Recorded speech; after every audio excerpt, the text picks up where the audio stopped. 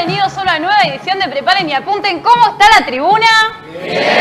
¡Qué lindo escucharlos! ¿Cómo andan por acá, chicos? Bien. Espero que hayan estudiado. ¿Me hicieron los deberes? Sí. ¿Y por este lado? Sí. Quiero ver cuál de las dos gradas va a hacer las mejores preguntas, porque hoy el invitado no tiene desperdicio, es un animal político. Él fue secretario de Comercio durante el gobierno de Néstor Kirchner, así que fíjense si tenemos tela para preguntar. Quiero pedir un fuerte aplauso para Guillermo Moreno.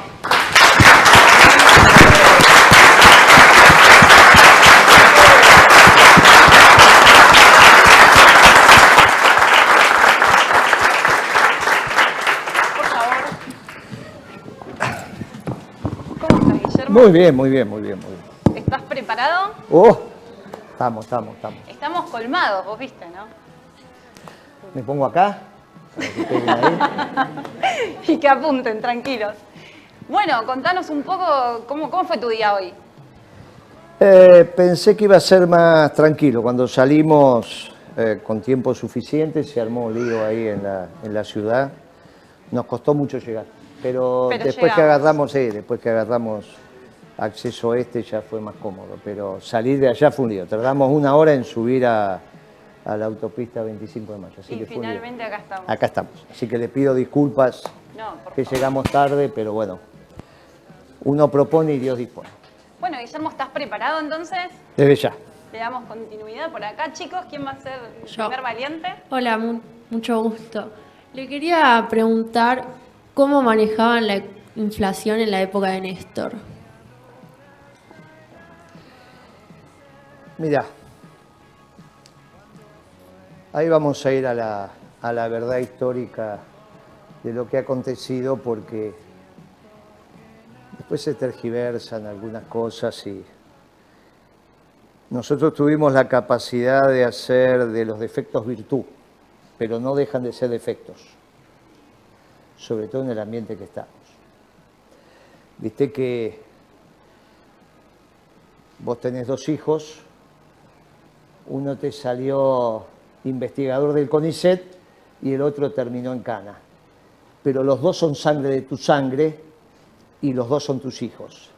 Y a veces, en esta historia, los defectos los terminás haciendo virtud.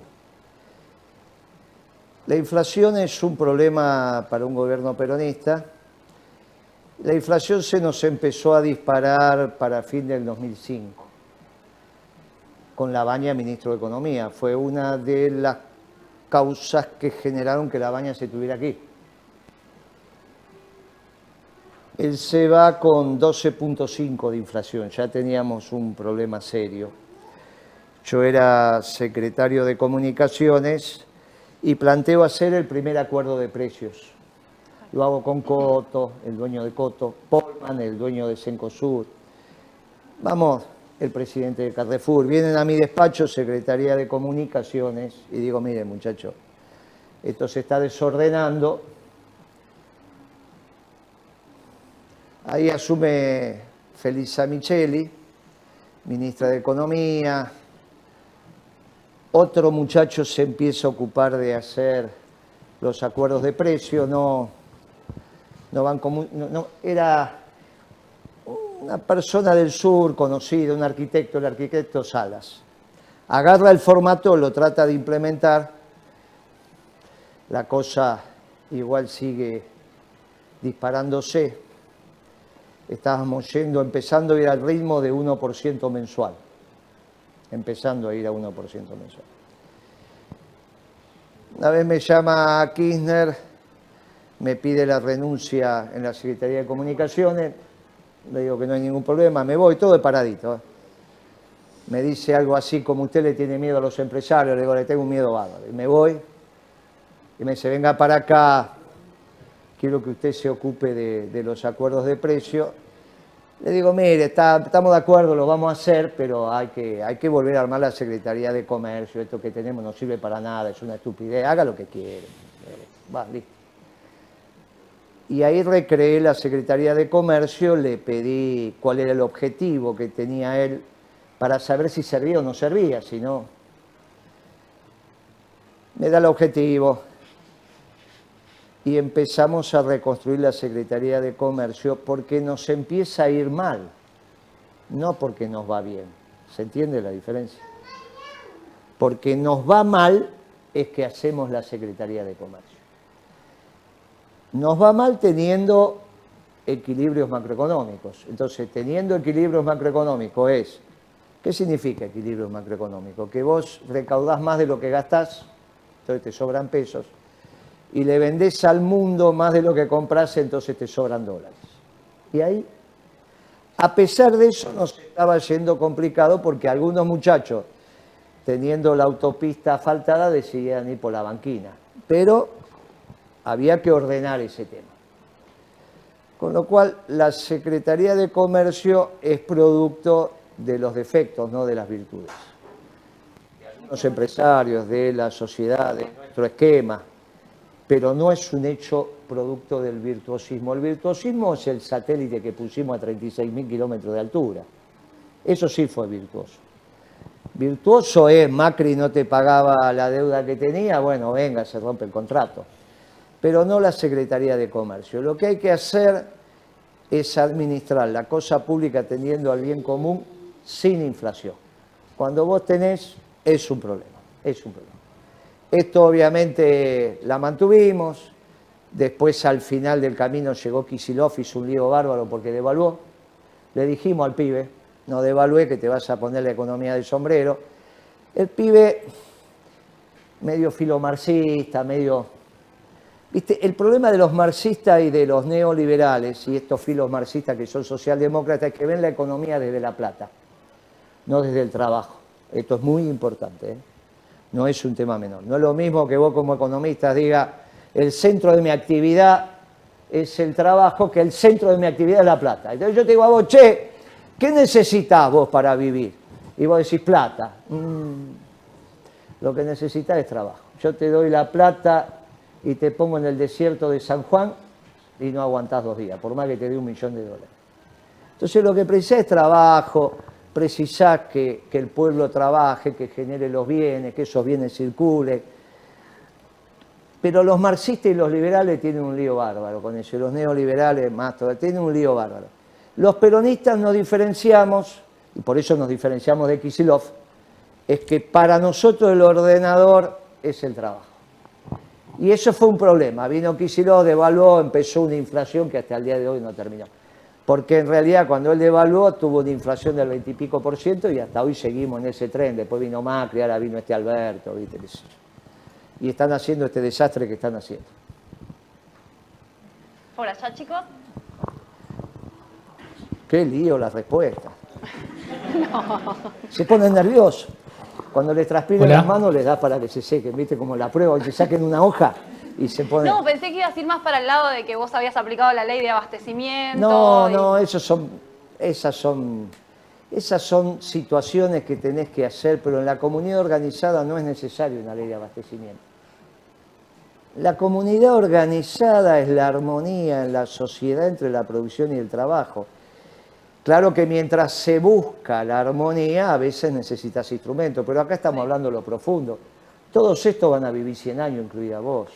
Mirá si vamos a manejar la economía con la ley de abastecimiento, con acuerdo de precio. Eso son tonterías. La economía tiene que fluir y va a ir siendo así. La economía peronista es la mejor tipología de economía del mundo. Fracasaron los liberales, fracasaron los marxistas, fracasaron los socialdemócratas, fracasan los neoliberales. Los únicos que hicimos al pueblo razonablemente feliz fue cuando gobernó el peronismo con una economía peronista. La ley de abastecimiento, y la tenés que tener, pero no es necesario. Si hay comunidad organizada, no es necesario. Nosotros somos de esos que piensan que en realidad los hombres se jerarquizan y trabajan en mancomunión priorizando la solidaridad. Nosotros somos de la sociedad de las hormigas, no del león que se come el cachorro. Los que hablan de la competencia, yo lo escuché el otro día a Kicillof en un reportaje en Perfil, búsquenlo, porque es bien interesante, muy importante, porque se supone que es un hombre de izquierda, qué sé yo, progresista, todas esas estupideces que escuchamos por ahí, y se la pasa hablando de la competencia. La competencia del lobo, el hombre lobo del hombre, Es un concepto anglófilo, no es un concepto humanista, ni cristiano, ni peronista, es un concepto de los ingleses. Todos los que le hablen que la virtud del hombre es competir contra otro hombre para ganarle, digan, está muy claro, seguí ese camino, pero no sos peronista. Lean el reportaje de Kicillof con Fontevecchia y van a ver que se la pasa hablando de la competencia. A mí me tocó un debate en el gobierno con Kicillof, donde él planteaba que no era necesario tener acero y tener aluminio. Y yo lo miraba, pibe, pero ¿cómo vamos a tener? Pero escuchame, nosotros necesitamos aluminio y acero porque ahí se basa la UOM, aparte de los industriales, y es la metalmecánica argentina. ¿Cómo vamos a tener la Argentina sin aluminio? No, porque te lo pone caro, entonces vamos a importar. No, le dije, mira, esos son dos modelos distintos. Obviamente que en ese momento Cristina dijo, no, ¿cómo vamos? No, ¿qué importar aluminio? No, vamos y vamos a resolver el precio del acero y el precio del aluminio. Pero ¿cómo lo vas a resolver con importación? Eso fue lo que hizo Martínez de Oz. Pero en el fondo son parecidos, aunque esto duela, acá venimos a hablar la verdad, aunque duela, son parecidos. Por eso Alberto y Macri son parecidos. Por eso Alberto y Macri son parecidos en la política económica, casi una continuidad. En otros temas puede ser, pero en la política económica, que lo venimos a hablar acá, son una continuidad. Difícil el programa, ¿no? ¿Qué tal, Guillermo? Una pregunta. Dado que un sector del oficialismo habla de no pagar la deuda, le quería decir, en caso de inclinarse por esa posición, ¿qué consecuencias económicas puede traer esto? Juventud de... Mirá, podés no pagarle la deuda del sector privado, pero eso es lo que ya arregló, por eso la negociación de la deuda fue al revés. Mire, esto tiene una historia que es más o menos así. Allá en el año 18 llega un fin de semana largo, por ahí, la señora Lagarde, que era la directora gerente del Fondo Monetario. Ustedes imagínense que cada vez que venía acá un funcionario de segundo o tercer orden del Fondo Monetario, que es lo que va a volver a pasar, el país se paralizaba. Todos los periodistas atrás de ese tipo, era como si llegara, y había llegado la número 1 y pasó desapercibido. Nos enteramos porque fue a comer con el ministro de Economía, que era Duhovne. Se sacaron una foto ahí simpática con la camiseta de River, qué sé yo vos. ¿A qué vino la Lagarde? Y vino en ese momento a explicarle al gobierno que los inversores privados extranjeros iban a dejar de prestarle plata al gobierno. Vino 2 meses antes o un mes antes, creo que vino para marzo y esto pasó en abril, que le dejaron de prestar plata. Vino a decirle a Macri, te van a dejar de prestar plata, pero a estos tipos hay que devolverle parte de la plata.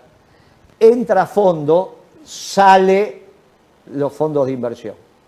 Entra Fondo Monetario, salen fondos de inversión.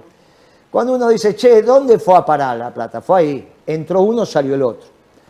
Por eso Macri, cuando dice, no, pero la deuda que nosotros teníamos, entró el Fondo Monetario y salieron inversores privados.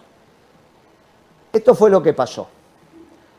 ¿Qué hizo este muchacho Guzmán para renegociar la deuda? Exactamente al revés de lo que había que hacer. Vos primero tenés que acordar con los organismos multilaterales, que no hay tantos en el mundo, el BID, el Banco Mundial, el Fondo Monetario Internacional, la Corporación Andina de Fomento y algunos más, pero estos son los que trabajan con la Argentina. El Fondo Monetario Internacional es una organización creada por parte de los que ganaron la Segunda Guerra Mundial. Esto no es... Y hoy un periodista lo aclaró, pero es un fondo, no es un banco. Por eso se llama Fondo Monetario Internacional. Es un fondo. Es como si los países pusieron plata en un fondo y dicen, bueno, para estos problemas. No es un banco. La diferencia fundamental es que un banco recibe depósitos del público y lo presta. Por eso, si un gran deudor no puede pagar, ¿cómo devuelve la plata el banco? No es así el Fondo Monetario. Esto es un fondo entre los cuales, después de la Revolución Fusiladora, ni bien empezó, que lo echan a Perón, la Argentina entró y nunca más nos fuimos. Kirchner, y Cristina se cansaron de firmar decretos designando al director en el fondo que corresponde a la Argentina, Uruguay y Paraguay, y que lo pone la Argentina. El hombre nuestro representa a 3 países, Uruguay, Paraguay y Argentina. Y cada designación en el Fondo Monetario es con un decreto del presidente. Por eso cuando dicen nos fuimos del fondo, miren muchachos, no se puede construir una sana política mintiendo.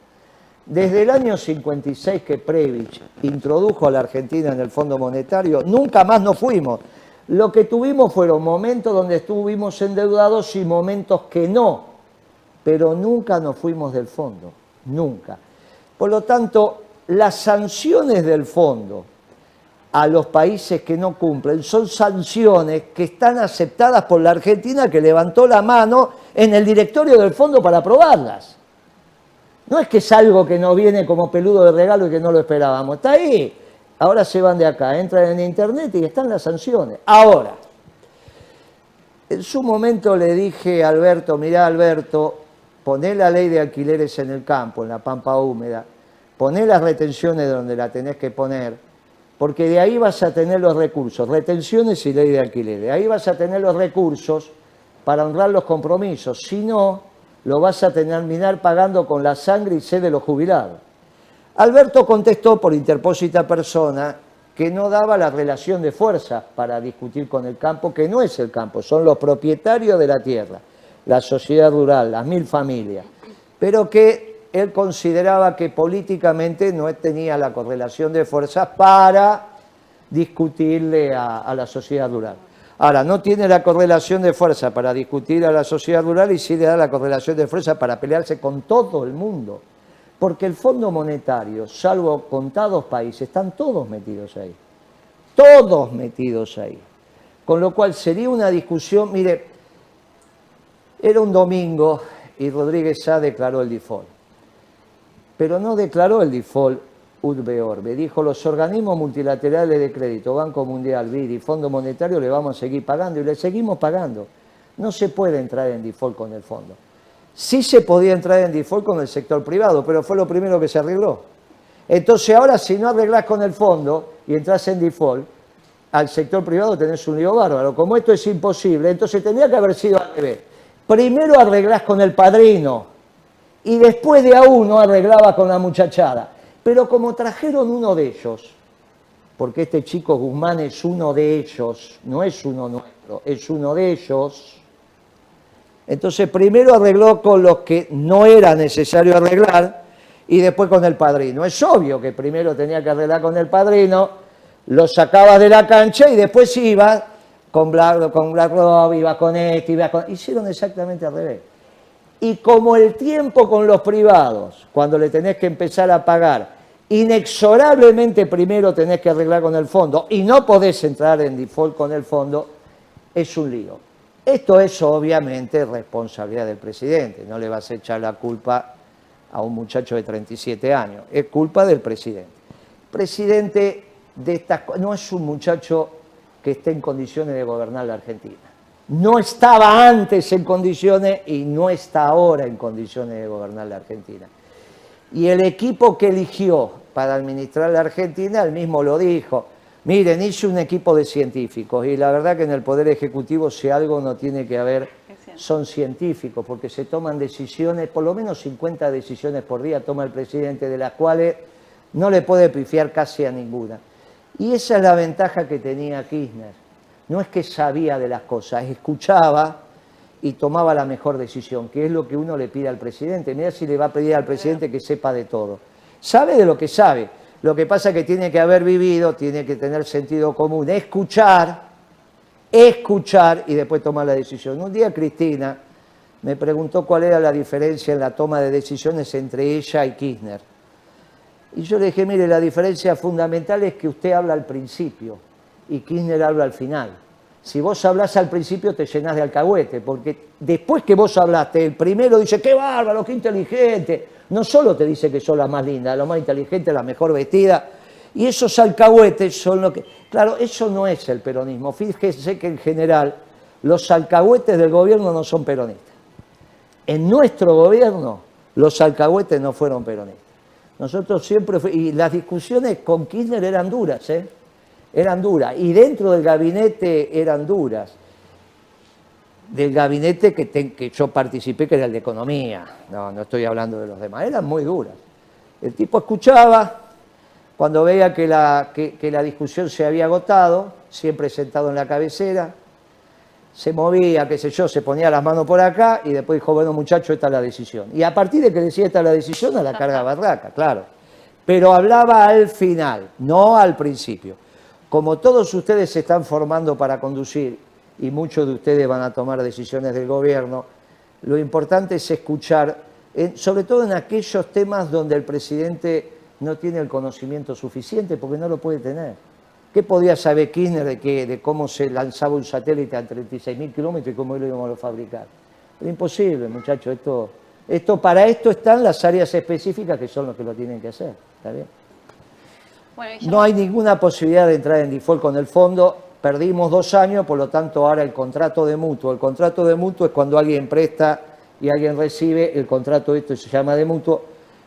El contrato de mutuo lo va a redactar el fondo y te van a dejar poner algún pie de página. No, lo que te iba a decir es que vamos a ir a un pequeño corte, así aprovechás para tomar agua. Y a la vuelta me gustaría, ya que nombraste a Néstor, que nos cuentes, bueno, cómo lo conociste. Pero en serio le digo.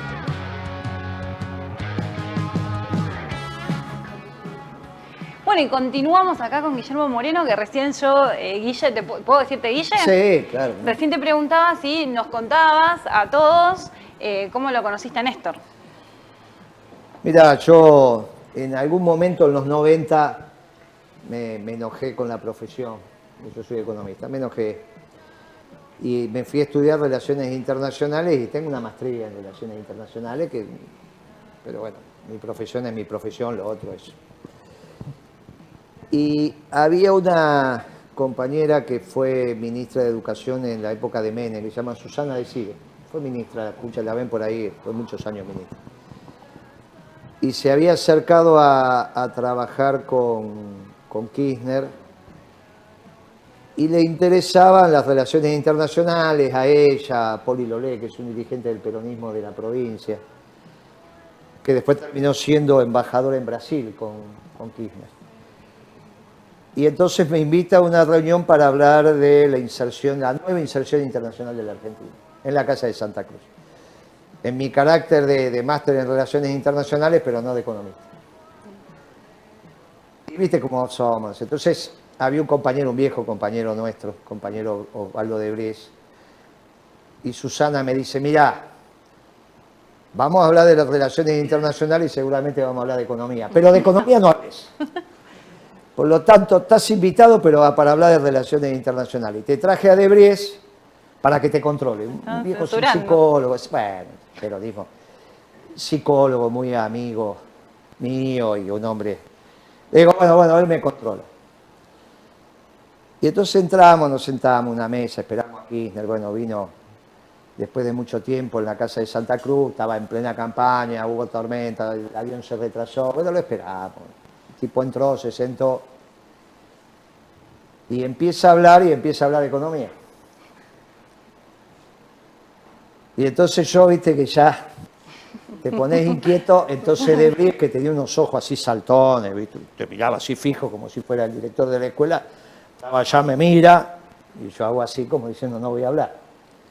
Y sigue, bueno, le hacen preguntas de relaciones internacionales, el tipo contesta un poquito de acá, un poquito de allá, y vuelve a la economía. Ya cuando vuelve a la economía, le digo, mire, eso fue febrero del 2003, ahí lo conocí, yo no lo conocía, yo no conocía a ninguno de ellos. Febrero del 2003, le digo, mire, viejo, usted va a ser presidente, pero si sigue diciendo lo que está diciendo y va a gobernar así, va a hacer mierda a la Argentina. Y para eso ya lo tuvimos de la Rúa. Así que eso que está diciendo está mal. Imagínate la mesa. El tipo de Bries al final, Guillermo, dice, no vinimos a hablar de economía. No, tiene razón, compañero, discúlpeme. Sigamos hablando. Y Kirchner, esto lo caracteriza. Dice, no, déjelo terminar al compañero. Déjelo terminar porque ya me lo han dicho y estoy entendiendo por primera vez lo que quieren decir. Mientras dice todo esto, entra un muchacho con un cuaderno Gloria de eso que usan los presos, ¿viste? Los de tapa naranja, eso así, todo, con una lapicera Silvapén, anteojos, se arregla los anteojos, eso, se sienta entre Kirchner y yo, que de casualidad habíamos quedado así, porque la mesa tenía 2 cabeceras, y yo me había sentado último pensando que aquella era la cabecera, y el tipo vino y se sentó de acá. Bueno, no me dio más bola, no me saludó cuando se fue, me ignoró el resto de la reunión, pero que estaba al lado me pidió el teléfono. Y yo se lo doy. Y a los 15 días me invitan a una conferencia. Le digo, ¿pero cómo voy a dar una conferencia? Eso saben lo que pienso. Me invitan, había como una unidad básica, un local que tenían ellos en Alberti y Rivadavia, en 11. Me invitan a dar una conferencia, me recibe el intendente del edificio, me dice, ¿usted viene a la conferencia? Sí, ahí tiene el público. El otro que daba la conferencia era el Pepe Esbatela, ¿te acordás? El de La Plata, un economista. Me dice, ¿tenés problema que yo la dé primero? Porque me tengo... No, dale, dice. Y habló él, después hablé yo, nadie te vino a despedir, nadie te saludó, nadie te dio un vaso de agua, nadie te dijo nada. Apenas se aplaudieron un poquito y nos fuimos. Después me enteré que estaban todos en un primer piso escuchando lo que decíamos. Tipos pícaros, no sabían, pero eran muy pícaros y entendían lo que había que hacer. ¿Entendés el juego que hicieron, no? Tomaron examen sin que supieras. 15 días después me dicen, queremos que vaya a hacer campaña. Le digo, ¿pero ustedes son locos? ¿Cómo es campaña a Tucumán? Sí, pero te tenés que pagar el pasaje. Ah, eso me gusta. Yo no tengo un machoreo de ferretería, me pago el pasaje, pero bueno, yo voy a decir lo que quiero. Sí, sí, vos decís lo que querés. De ahí fuimos a hacer la campaña, llegamos hasta Misiones. La Piara, como le decíamos nosotros, era el equipo de Debido. Y a Kirchner lo volví a ver en un acto que hicimos en la Bolsa. Ese día lo vi. Lo vi de vuelta en un acto que hicimos en la Bolsa, que llegó tarde como 3 horas, y cuando estaba Roca, estaban todos los nenes, ¿no? Y yo lo había hecho como secretario de Comunicaciones. Me designó secretario de Comunicaciones, yo no lo había vuelto a ver nunca, ni lo había hablado, ni nada. Nosotros asumimos en un gobierno donde había más cargos que funcionarios. Nadie quería ser, porque la Nación había dicho que nos habíamos dado gobierno por 6 meses, no como ahora que se matan por los cargos. Era al revés.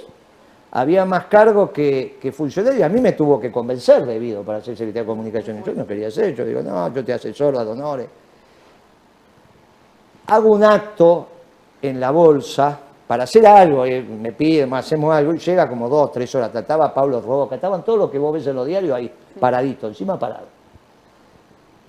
Y llega Kirchner y dice, disculpe que llegué tarde, pero tuve una reunión muy importante. Estuve 3 horas con Eve de Bonafini, que fue la vez que le dijo, Eve, vos sos nuestras madres, ¿te acordás? Sí, que eso, sí. Bueno, porque Eve estaba de pica con nosotros, no estaba... Sí, claro, esa es la verdad histórica. Lo que pasa es que en esa reunión Eve reconoce que ese día lo incorporó como hijo. Y entonces, porque Kirchner le dijo, vos sos nuestra madre, nosotros venimos a hacer esto, y bueno, cumplió. Y después fue a la Bolsa, y le dio un discurso extraordinario. Y la próxima vez que lo vi, porque yo le había pedido que el decreto para romper el contrato que nos unía con Macri en el correo no se publicara. No era necesario publicar en el boletín oficial porque vos lo tenés que hacer si va a impactar en muchas personas, pero si impacta en una, se lo das en mano y lo notificás.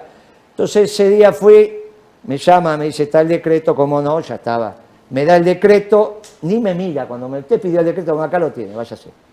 Y ahí fuimos y recuperamos el correo que teníamos que recuperar, porque no pagaba. Macri es un muchacho que no paga. Ahí escuché el otro día, me lo contaron porque no lo miro, que en un programa creo que se llama La Cornisa, fue el autor de un libro sobre el correo que dice que yo puse un arma arriba de la mesa y le dije a Casa que se fuera del correo.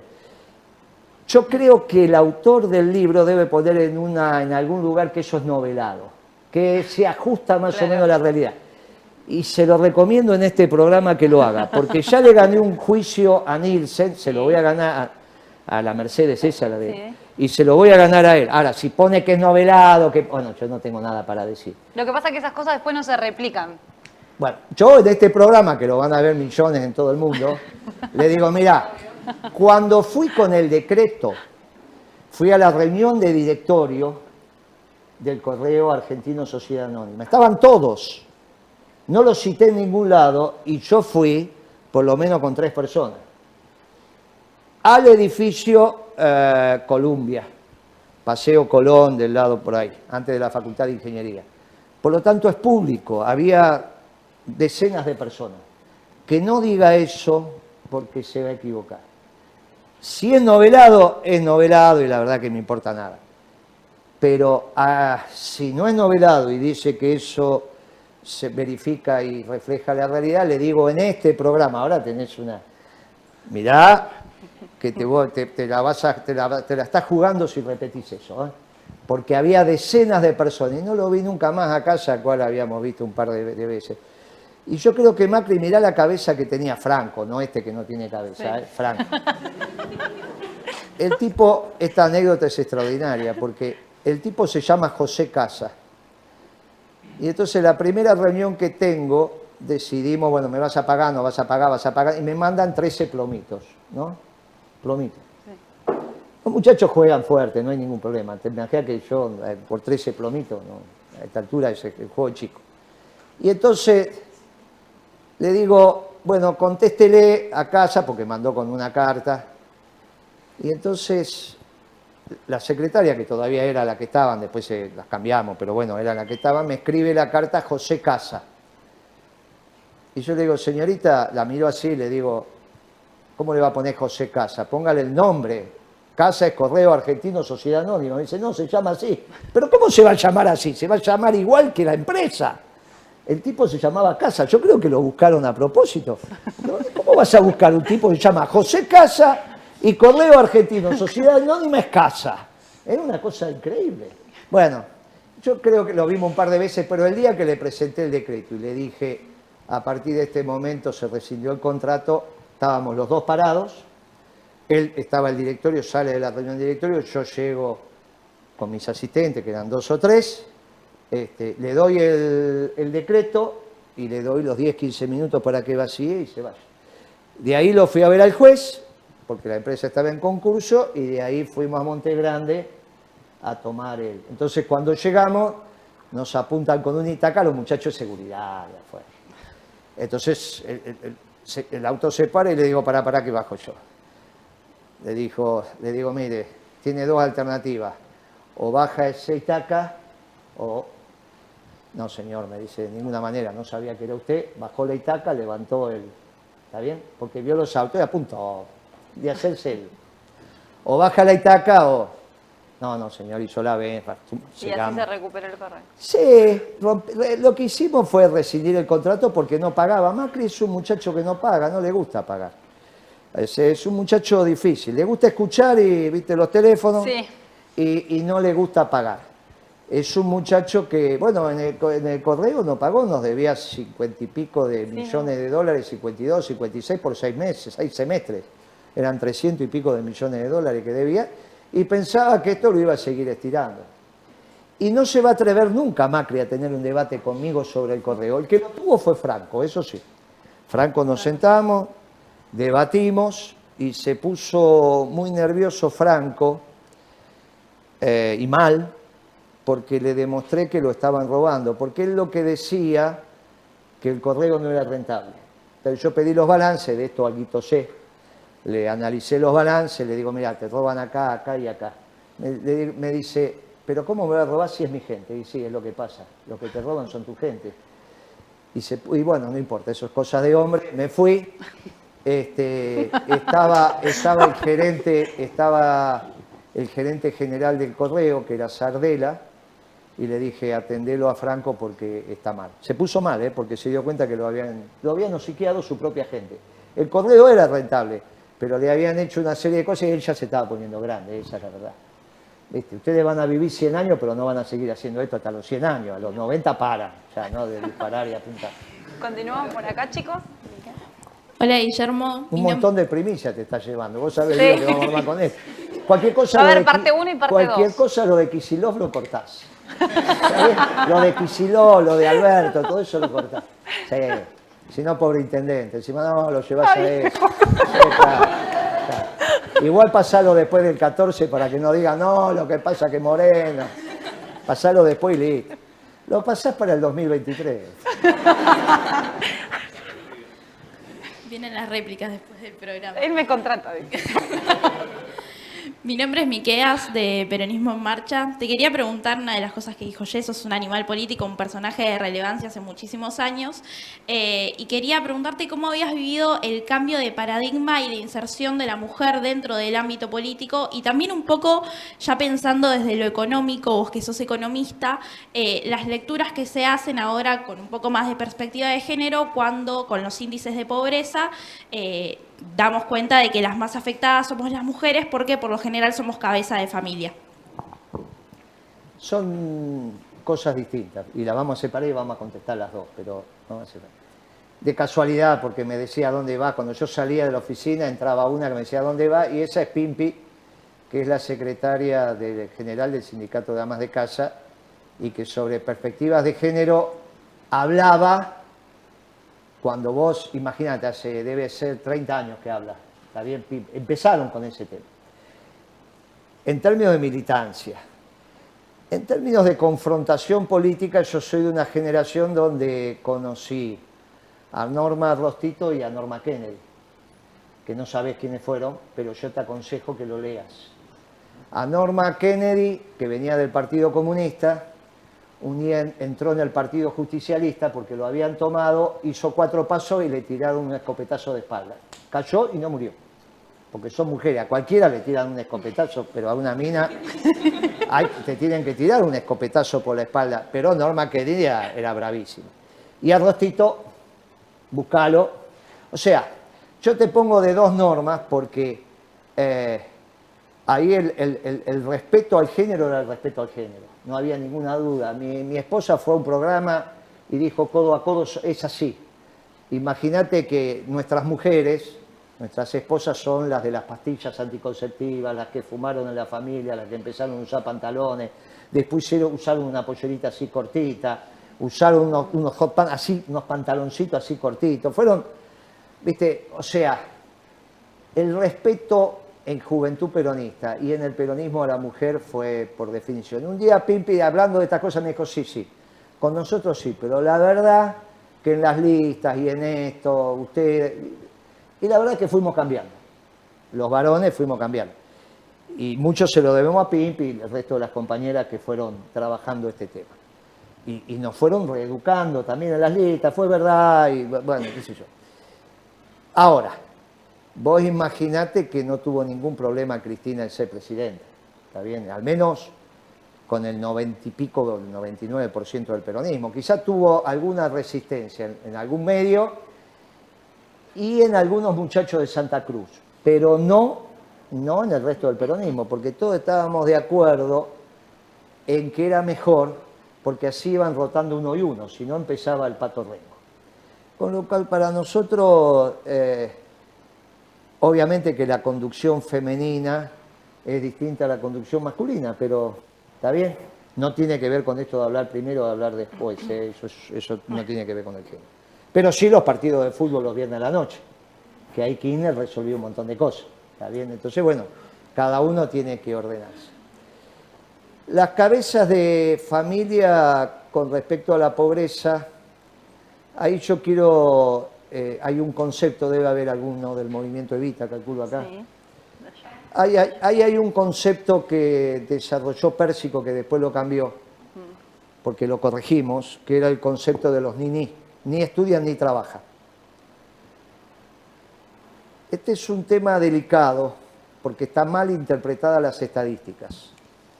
Es cierto que en la sociedad siempre hay quien no estudia ni trabaja. Pero lo que es más cierto que nunca es el mismo. ¿Se entiende la diferencia? O sea, vos cuando salís a hacer la encuesta permanente de hogares, siempre encontrás el que no estudia ni trabaja. Sí. Pero cuando vas a los 6 meses de vuelta ya es otro. No es el mismo que no estudia ni trabaja. Hay siempre un sector de la sociedad que no estudia ni trabaja, pero no es el mismo. Por lo tanto, no se puede hacer una política para ese sector. porque son siempre distintos, ¿se entiende lo Sí, que sí, digo? se entiende. El interpretar mal las estadísticas lleva a veces a errores garrafales para implementar las políticas. Claro. Porque piensan que hay que hacer políticas para Nini cuando un día mide 1,90 m, otro día mide 1,10 m, y a los 6 meses o se casó, se embarazó, que es lo que puede pasar,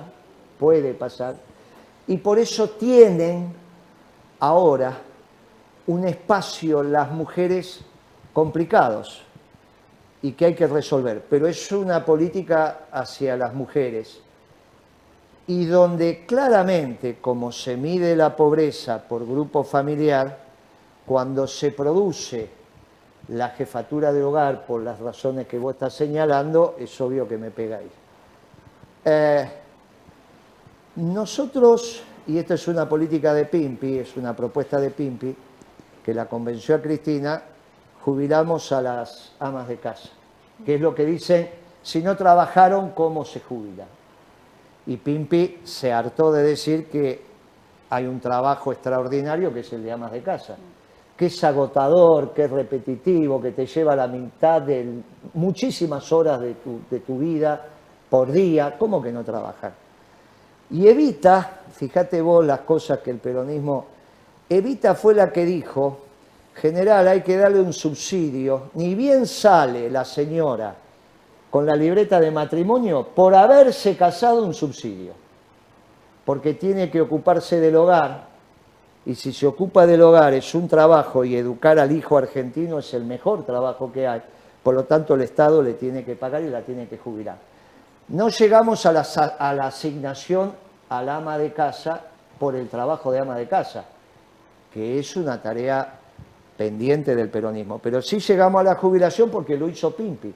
Y me consta a mí la cantidad de veces que bregó y bregó para que el ama de casa se pudiera jubilar. Si hubiese sido la propuesta de Evita, ese tema no hay.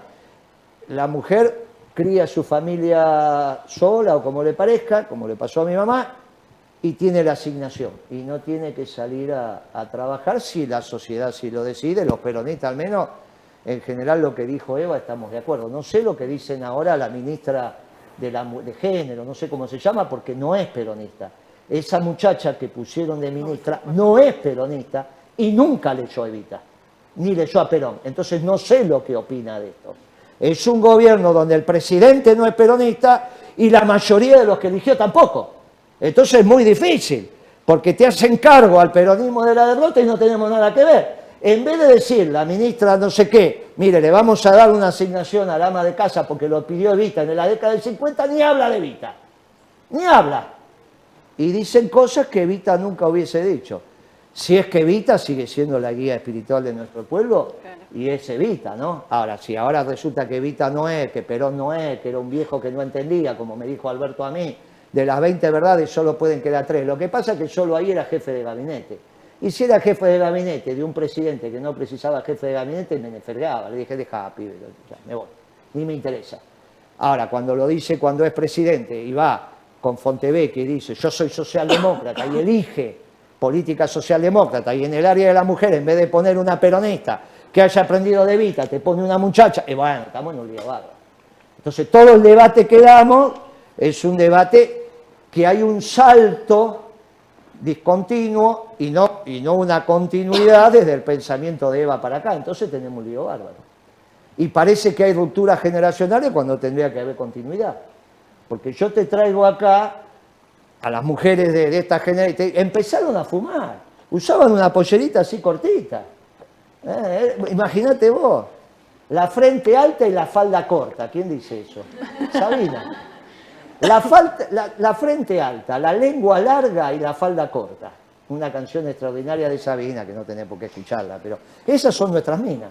La frente alta, la lengua larga y la falda corta. Mirá si las describió. Esa, ¿qué le ibas a decir vos a esa? No existía. Nos vamos a un nuevo corte y enseguida volvemos.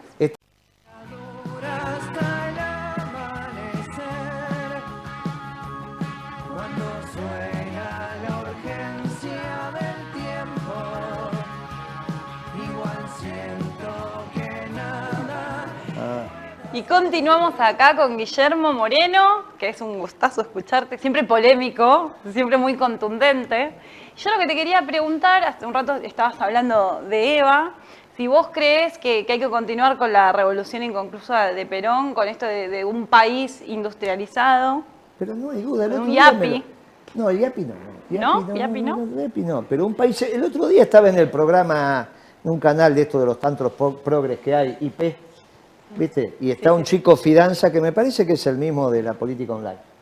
Y entonces me empieza a explicar el nuevo esquema social, que la sociedad líquida, que la sociedad postindustrial, que esto, que aquello. Yo lo escuché atentamente.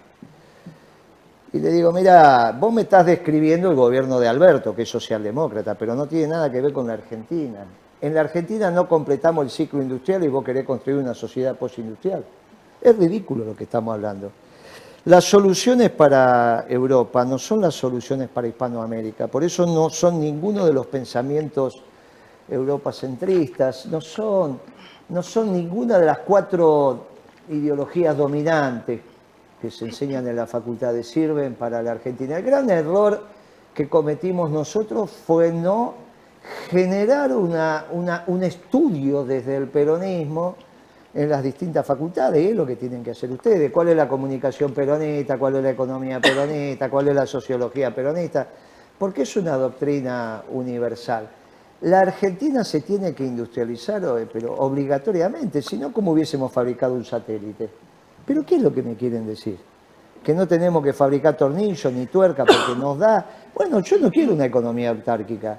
Nosotros planteamos una inserción inteligente de la Argentina. Nunca planteé el celular argentino. Yo planteé que todos los celulares del mundo tuvieran un componente argentino. Claro. Te estoy hablando cuando fui secretario de Comunicaciones y a su vez empezamos a pensar el satélite. ¿Sabe cuándo se empezó a pensar el satélite? En junio del 2003. Todavía estaban golpeando las puertas de los bancos, todavía era un lío. Kirchner había asumido. Y sin embargo fuimos y le dijimos a De Vido, vamos a bombardear Tokio. Era una vieja anécdota de Roosevelt, que después de Pearl Harbor juntó a su Estado Mayor y le dijo, quiero bombardear Tokio. Y todos le dijeron, ustedes están locos, sí puede ser, pero ¿lo hacen ustedes el plan o lo hago yo? Tienen 15 días. Y Estados Unidos bombardeó Tokio, tiró una bomba en una plaza, todos los aviones se cayeron, no sirvió para nada. Pero el New York Times y todos los diarios de Estados Unidos dijeron bombardeamos Tokio. Y entonces nosotros lo que le teníamos que decir al pueblo argentino que estábamos en condiciones de fabricar un satélite. En junio del 2003 salió chiquitito en Clarín que el gobierno se planteaba hacer un satélite de comunicaciones con tecnología nacional porque estaba en condiciones de ocupar una posición que si no la ocupaban los ingleses. Y le ganamos 12-0 2 veces en Ginebra a los ingleses y no nos soplaban la posición. Y ahí está el satélite, Sí. Que lo hizo el INVAP, se lanzó en las Guayanas. Hay una anécdota muy interesante. Estaba yo discutiendo porque había 2 lugares donde podías comprar los componentes. Hay componentes que tenés que comprar.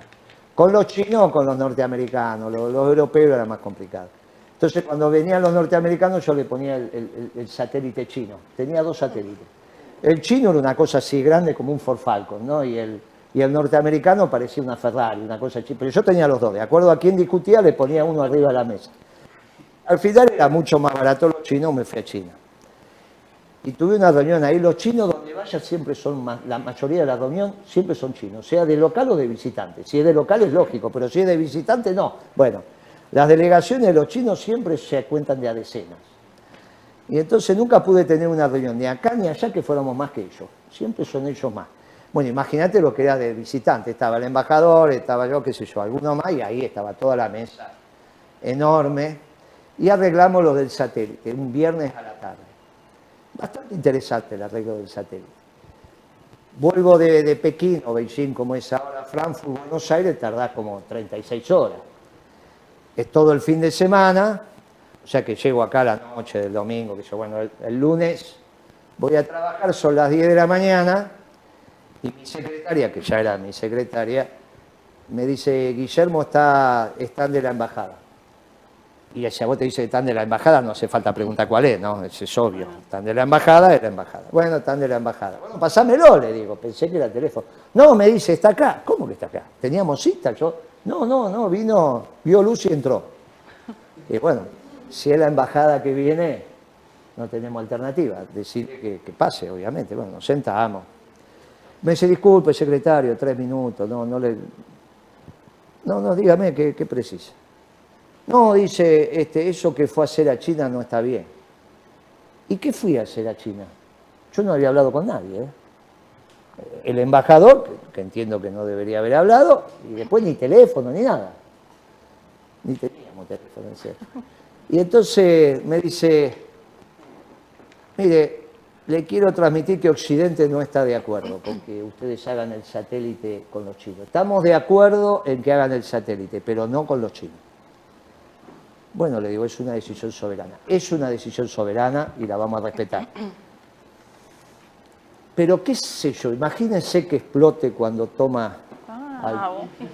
Y yo le digo, tenés razón, si explota y el seguro... No vamos a tener, no va a haber seguro, porque seguro para los componentes chinos en satélite no hay.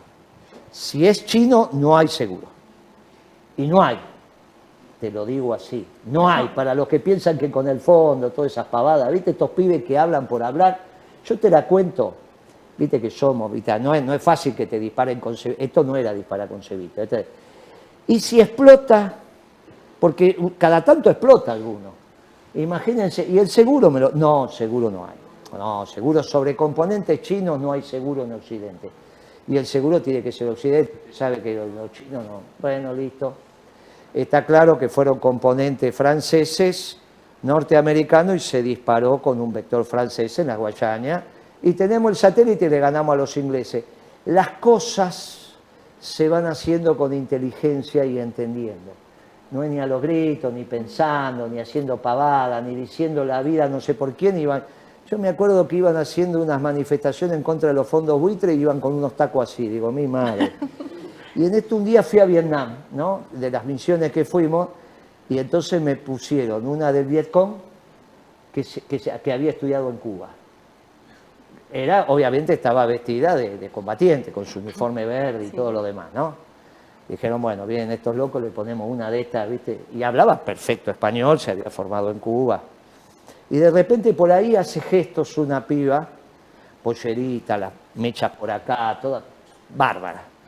Me dice, disculpe, secretario, es mi hija. Sí, viene la hija, no sé qué hablan ahí en vietnamita, qué sé yo. Le digo, se va. Y le digo, esa no está para entrar en los túneles, ¿eh? Tenía unos tacos así, una pollerita así, unos pelos. Me dice, ¿vio cómo cambiaron los tiempos? Porque ella estaba vestida para meterse en esos túneles que solo entraba ella. Ahora la hija ya no entraba. Bueno, hay que adecuarse y hay que ir haciendo las cosas par y paso y como tienen que ser. Si vos tenés un norte, el mundo te respeta. Ahora, si vos pensás que es haciendo una cosa, haciendo otra, vos para acá, saltás para allá, decís tontería, eso no se respeta. A nuestro gobierno lo respetaron porque éramos buenos socios. Yo cada 45 días hablaba con la embajada, era uno de los que hablaban con la embajada. No te puedo decir que más allá de eso y en las políticas que nosotros teníamos nos hubiesen dicho alguna cosa impropia. Y yo tampoco, por eso en eso, viste, en esos cables que después salieron en el libro, sí. Cuando vino Moreno nunca dijeron, no, mire, Moreno dijo tal cosa. Y cada 45 días, mientras fui secretario de Comunicaciones, cada 45 días nosotros charlábamos con la embajada porque teníamos muchas cosas para resolver, entre otras cosas los del Fondo Monetario. Perfecto, por allá, chicos. Hola, ¿cómo estás, Guille? Soy Elías del Movimiento de Participación Popular y la pregunta que te quería hacer es ¿qué lectura política podés hacer sobre las propuestas económicas impulsadas por Javier Milei? Mira, Milei es un caso muy interesante. La mayoría de los que están acá son secundaria o están empezando la universidad, estamos por ahí. Están muy cerca de lo que yo creo que está pasando. Hay una edad en los pibes, en las mujeres no sé, pero en los pibes que se llama la edad del pavo. Viste que no te bañás, no esto, no aquello. Y en esa edad son los 12, 13 años, ¿viste? Y me dice que- Tu viejo te dice que está en la edad del pavo, bueno, que sí. Dura 1 año, 2 años. Salís de la primaria, entrás a la secundaria, estás ahí terminando la primaria, estás en una cosa muy rara. Lo que a vos te pasa profundamente en términos afectivos, que vos estás enamorado del amor. Vos no estás enamorado de otra persona. Estás enamorado del amor, vos estás...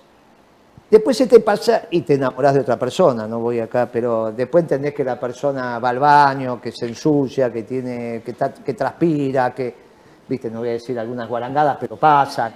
Entonces, pero a los 12 años vos estás enamorado del amor y lo expresás en otra persona, pero en realidad estás... Lo que le pasa a Milei les va a pasar a todos los que de alguna manera terminaron la secundaria y vayan a la universidad, pero también en la secundaria.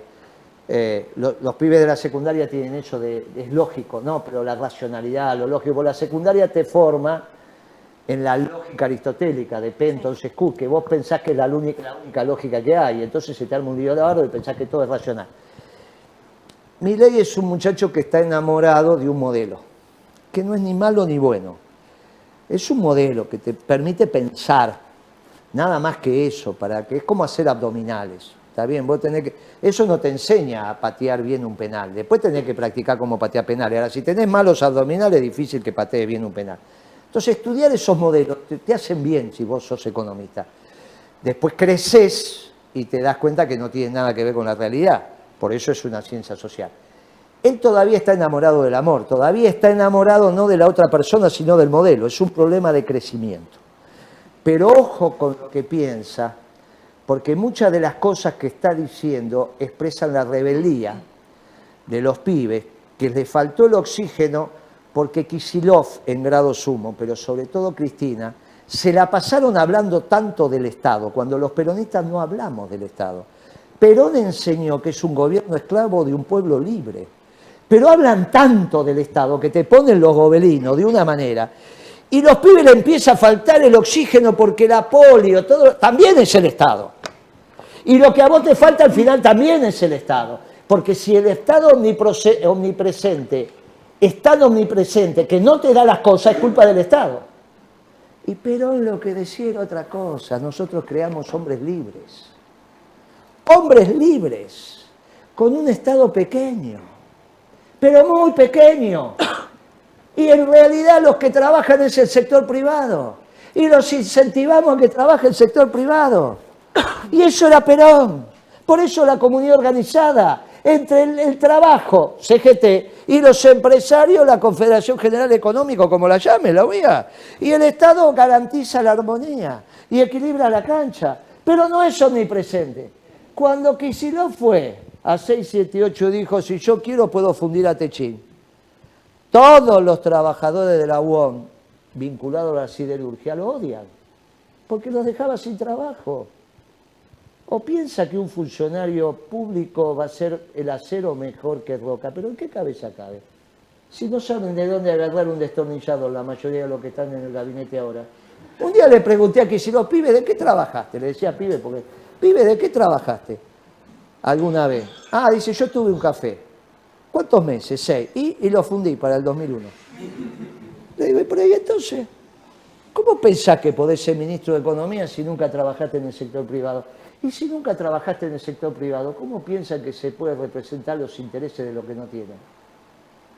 Una de las cosas que le dije a Cristina, y acá me van a odiar, es Cristina, qué roga Rafal que cometió con los pibes de la Cámpora en meterlos en el Estado. Había que meternos en el sector privado, me mandaba 100, yo metía el 100, me mandaba 500, metíamos 500. En 20 años teníamos los mejores gerentes de la Argentina. Los mejores gerentes de la Argentina eran peronistas. ¿Qué nos faltan a nosotros? Gerentes peronistas, empresarios peronistas. Perón le dio la vida para ocuparse de los dirigentes sindicales. Entonces tenemos dirigentes sindicales extraordinarios, que entienden la Argentina. No me pasa lo mismo con los empresarios. Vos sentás a un empresario acá y no piensa por qué los británicos dispararon misiles en Malvinas. Y un dirigente sindical sí. Entonces, ¿dónde los tenías que meter? ¿En el Estado o en el sector privado? Hoy teníamos gerentes entre China, acá, allá. Bueno, algunos sí, otros no, pero tendríamos. Mirá qué distinto sería el debate. No, me lo metió en el Estado. Y fueron errores que empezó a cometer Cristina, que sí, lo siguió cometiendo. El último fue el más garrafal con la elección de Alberto, y terminó conduciendo al pueblo a la derrota, que es lo peor que puede hacer un dirigente político. Cuando se conduce al pueblo a la derrota no tenés vuelta, porque a vos te pueden ganar porque sos mejor, pero no porque vos sos peor, ¿se entiende la diferencia, no? Y este es peor que Macri. O sea, la elección se pierde porque ahora el pueblo, y se va a perder escandalosamente, porque el pueblo está peor que con Macri. Y todos los que estén en el sector privado saben que ahora están peor que con Macri. Y hay una necesidad de ir al Estado, porque la diferencia de ingreso entre trabajar en el Estado y no trabajar en el Estado es abismal. Bueno, esto es un error garrafal que cometió Cristina. Esto también es producto de la muerte de Kirchner. Yo lo conocí al Gallego Álvarez, que es el fundador de Guardia Vieja, una agrupación que supo ser una agrupación importante del peronismo juvenil de mi época. Yo no fui de Guardia, mi actual señora fue de Guardia. Y lo conocí en la Quinta de Olivo, le digo, me dice, vos sos moreno, sí, sos el marido de Marta, al revés, ¿viste? En vez de Marta. Sí, le dice, sí, porque yo soy el Gallego Álvarez. Vos sos gallego, mirá, claro, Marta me ha hablado de vos, sí, a mí también me habló de vos. Un placer conocerlo. Le digo, no, dice, me invitó el flaco porque está armando un grupo juvenil, que era la Cámpora, y me está pidiendo que lo adoctrine. El problema es que se murió Kirchner, y en vez de adoctrinarse con el Gallego Álvarez, Guardia de Hierro, se adoctrinaron con la CLO. Tenemos un lío bárbaro. Entonces hay una estructura de pibes que conoce más a la CLO que a Perón.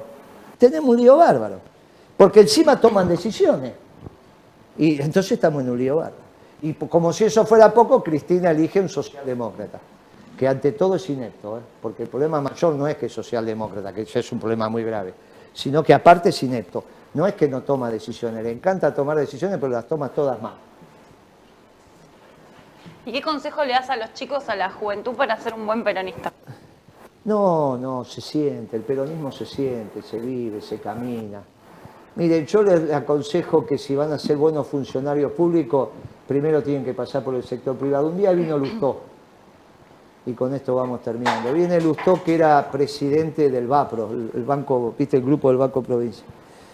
Y yo estaba haciendo ahí una investigación en una RT, bueno, no importa, entre un grupo holandés y el grupo Provincia, que tenían una aseguradora, y el Banco Río, que era el que estaba, bueno, o sea, estaba haciendo cosas que no correspondía, bueno.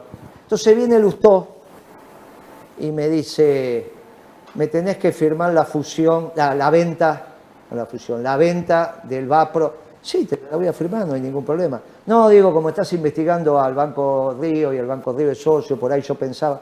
No, le digo, olvídate, ¿esto qué tiene que ver una cosa con la otra? Yo te lo voy a firmar, la venta, porque pasa por la Secretaría de Comercio. Te lo voy a firmar, no tengo ningún problema.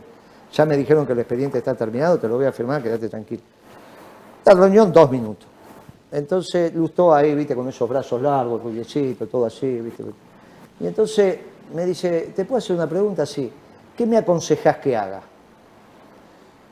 Le digo, mirá, Lustó, vos tenés pinta de ministro de Economía, altura de ministro de Economía, sos rubiecito para ministro de Economía, viste que son todos rubiecitos. Sos rubiecito como ministro de Economía, bonito así, qué sé yo, sabés hablar, el tipo cada vez se ponía más grande, pero recién a los 50 años, y ahora tenés 30 y pico. Andate al sector privado y aprendé a trabajar. Dice, yo soy presidente del BAP, eso no es trabajar, le digo, pibe, anda al sector privado, yo te consigo a vos una gerencia general, te consigo algo, anda y a los 50 años vas a ser un gran ministro de Economía. Bueno, qué buen consejo, se fue ahí caminando, viste que no domina los brazos como los pibes, viste que no domina los brazos. Y entonces, por eso no fue como no fue. Él entró al avión, ¿viste? El avión estaba lo más bien volando. Se sentó en la cabina y con esos brazos empezó a tocar todos los botones. Y el avión empezó a hacer así. ¡Buah! Hasta que lo sacaron y volvimos a enderezar el avión. Entonces se fue. La próxima vez que lo vi fue en la Quinta de Olivos. Me llama Cristina y me dice, le presento al ministro de Economía, ¿el Lustó? Sí. Cristina se va, qué sé yo, nos quedamos hablando ahí. Y le digo, mira, yo voy a trabajar para que seas el mejor ministro de Economía de la Argentina. Lo único que te digo es que nunca vas a aprender economía. Y ya es tarde para que aprendas, porque después de ministro no podés ser gerente general. De hecho, fue diputado, senador, esto, aquello, y nunca no sabe economía. ¿Por qué? Porque se aprende en la actividad privada. La facultad te da información. ¿Dónde se aprende? En la actividad privada. Entonces, ¿qué hizo Alberto? Trajo un ministro de Economía que 60 días antes estaba haciendo las compras en Nueva York o en Washington, no sé dónde vivía. No conocía a Neuquén, no conocía a ninguno, a Pagani, no conocía al colombiano, no conocía a Madanes, no conocía a Coto, pero no conocía a Barrio Nuevo, no conocía a Moyano, no conocía a Yasky. ¿Cómo pensás que vas a hacer política económica si no conoces a los actores? ¿Cómo podrías vos administrar un municipio si no conoces a tus empresarios? Pero ¿cómo piensas? Bueno, esa es la cabeza de Alberto, por eso dijo elegimos científicos. ¿Qué le aconsejo a los pibes? Que no hagan lo de Lustó. Terminan de estudiar los que quieran estudiar. Se van a la facultad y después se van a trabajar 15, 20 años al sector privado. Ahí, a laburar, a saber lo que pasa, a tener callos en las manos, a entender. Mientras hacen política territorial, política profesional, política de género, hacen todo lo que tienen que hacer. Y cuando son funcionarios en el Estado, entonces aplican lo que aprendieron en el sector privado en el Estado. Por eso duré 7 años y medio. ¿Sabes que soy el secretario de Comercio que más duró en la historia de la Argentina? No hay ninguno que haya, ni van a durar tampoco, porque es un lugar. Pero ¿sabés por qué? Porque tengo 40 años de comerciante, los conozco a todos. Entonces yo le mirás la mano, le mirás el zapato, sabés lo que calza. Pero eso lo aprendés en la calle. ¿Y cómo aprendés en la calle a vender? Cuando no te compran. Porque si a vos todos los días te compran, no aprendés nunca a vender. Si vos vas a cobrar y todos los días te pagan, no aprendés nunca. El funcionario público a los 37 años, ¿quién le dice que no? Ya tiene chofer, alfombra, todo el mundo, todo alrededor, tenés... ¡Uah! ¿Cuándo aprendés? Cuando vas al sector privado, te para el poli y te dice, uy, tengo que comer pizza y vos aprendés. Y te para el otro y dice, cuando querido, cuando la pasás mal. Cuando vas a la cancha y te tiran los caballos, aprendés. No cuando vas a la cancha y te vas al BID. Ahora, todos estos pibes aprendieron en el BID. Y no distinguen un cohete de un tiro. ¿Sabés lo grave que es eso? Muchachos y chicas, a trabajar al sector privado. Consejo, se van a trabajar al sector privado, se casan, tienen hijos, se educan a los hijos, son felices. Para eso un gobierno peronista. Imposible ser feliz si no hay un gobierno peronista. Imposible. Todas esas estupideces. Consejo fundamental para las chicas, con todo el respeto, ¿no? No se casen con un radical porque los viernes a la noche se aburren. Viernes y sábado la pasan. Consejo que le di a mi hija. Los varones no tienen problema porque las hacen peronistas. Vos sabés cómo funciona esto en el esquema. Nosotros, a los otros se hacen radicales. No, se van a aburrir como locos. Y aparte se les nota. Se les nota. Guillermo, y conocemos de tu lucha contra los medios hegemónicos, contra el grupo Clarín más precisamente. Que terminó la semana pasada la pelea, ¿no me escuchaste? La di por terminada. ¿No? La di por terminada la semana pasada. Mirá, vos sabés que yo un día le dije a Cristina, vamos terminando la segunda vez que lo digo. Un día le digo a Cristina, ¿por qué no hacemos que cada funcionario de secretario, no de subsecretario, ella era mi subsecretaria, Pimpi, así que no la... De secretario para arriba, que tengan una unidad básica a la vuelta de la casa o por ahí? Bueno, Moreno, porque seguro que en Puerto Madero vamos a tener unidades básicas a morir. Me dice, qué hijo de... Váyase... Vivían todos por Puerto Madero, ahí no tenés manera de entender la realidad. A la vuelta de mi casa hay una unidad básica, siempre tengo una unidad básica donde yo vivo. Y entonces había un cartel que se prendía y se apagaba todo el tiempo, que dice Clarín miente, hecho con luz de neón, ¿viste? Eso que... Sí. Y yo me fui de la secretaría, lo tenía en la secretaría, me fui de la secretaría, en la reunión, la sala de reuniones arriba, vos te juntabas con todos los empresarios, arriba decía, tac. Esa es buena, ¿eh? Esa no se le ocurrió a ninguna. Bueno, tipo, bueno. Cuando me voy a la unidad básica, la vidriera de la unidad básica todo el tiempo. Claramente. Entonces, ahora empezaron las presenciales de vuelta. O sea, que son los vecinos que nos juntamos, 10, 15, 20, 25, de acuerdo a lo que están. Pero no es una reunión de básica, bien de básica. Está el secretario, yo voy, tomo unos mates, con los vecinos y charlamos.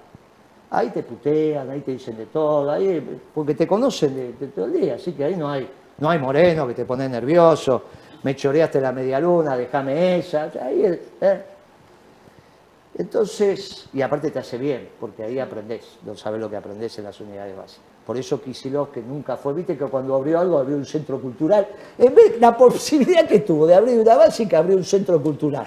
No aprende nunca vos. Ahí es donde aprendés, así que vayan a las unidades básicas. Le digo, muchachos, cambien la vidriera, sacan el cartel de Clarín Miente. Y entonces, no, ¿cómo vamos a sacar? Hace 8 días, sacan el cartel de Clarín Miente, cambió la etapa. Entonces, bueno, voy, viste, todo con cara cúlica así, que sacamos el cartel de Clarín Miente, a ver qué dice el jefe de por qué. Y mi explicación fue la misma que di con Chiche, porque Chiche se enteró de qué le pasó a Chiche, que es un periodista inteligente, de Chiche Helmut. El domingo a las 10, 11 de la mañana me llama y me dice, no te falta nada, te cita Clarín y no dice que sos polémico ni ninguna de esas cosas. Dijo el mismísimo Moreno. Y te cita en un artículo importante, en uno de los artículos de opinión. Me dice, ¿qué pasa? ¿Hiciste un pacto negro con Clarín? No, Chiche, bueno. Entonces me lleva al programa de ayer en Del Plata. Me dice, bueno, venía a contármelo a la radio. Y fue. Y él hizo toda la puesta en escena. El pacto negro de Moreno con Clarín lo va a contar ahora. Y yo lo que le digo es, muchacho, esta crisis que tenemos ahora yo la caractericé como supercrisis. Porque esta es la mezcla del 89 y del 2001. Esto que viven ahora todavía no es esto no lo van a haber vivido nunca. Por eso lo tienen que vivir con mucha pasión, patriotismo y le va a quedar grabado en la cabeza. Son esas cosas que no te olvidas, pero no esto, lo que va a venir. Ahora, lo que va a venir es de una gravedad que puede poner en peligro la continuidad de la patria.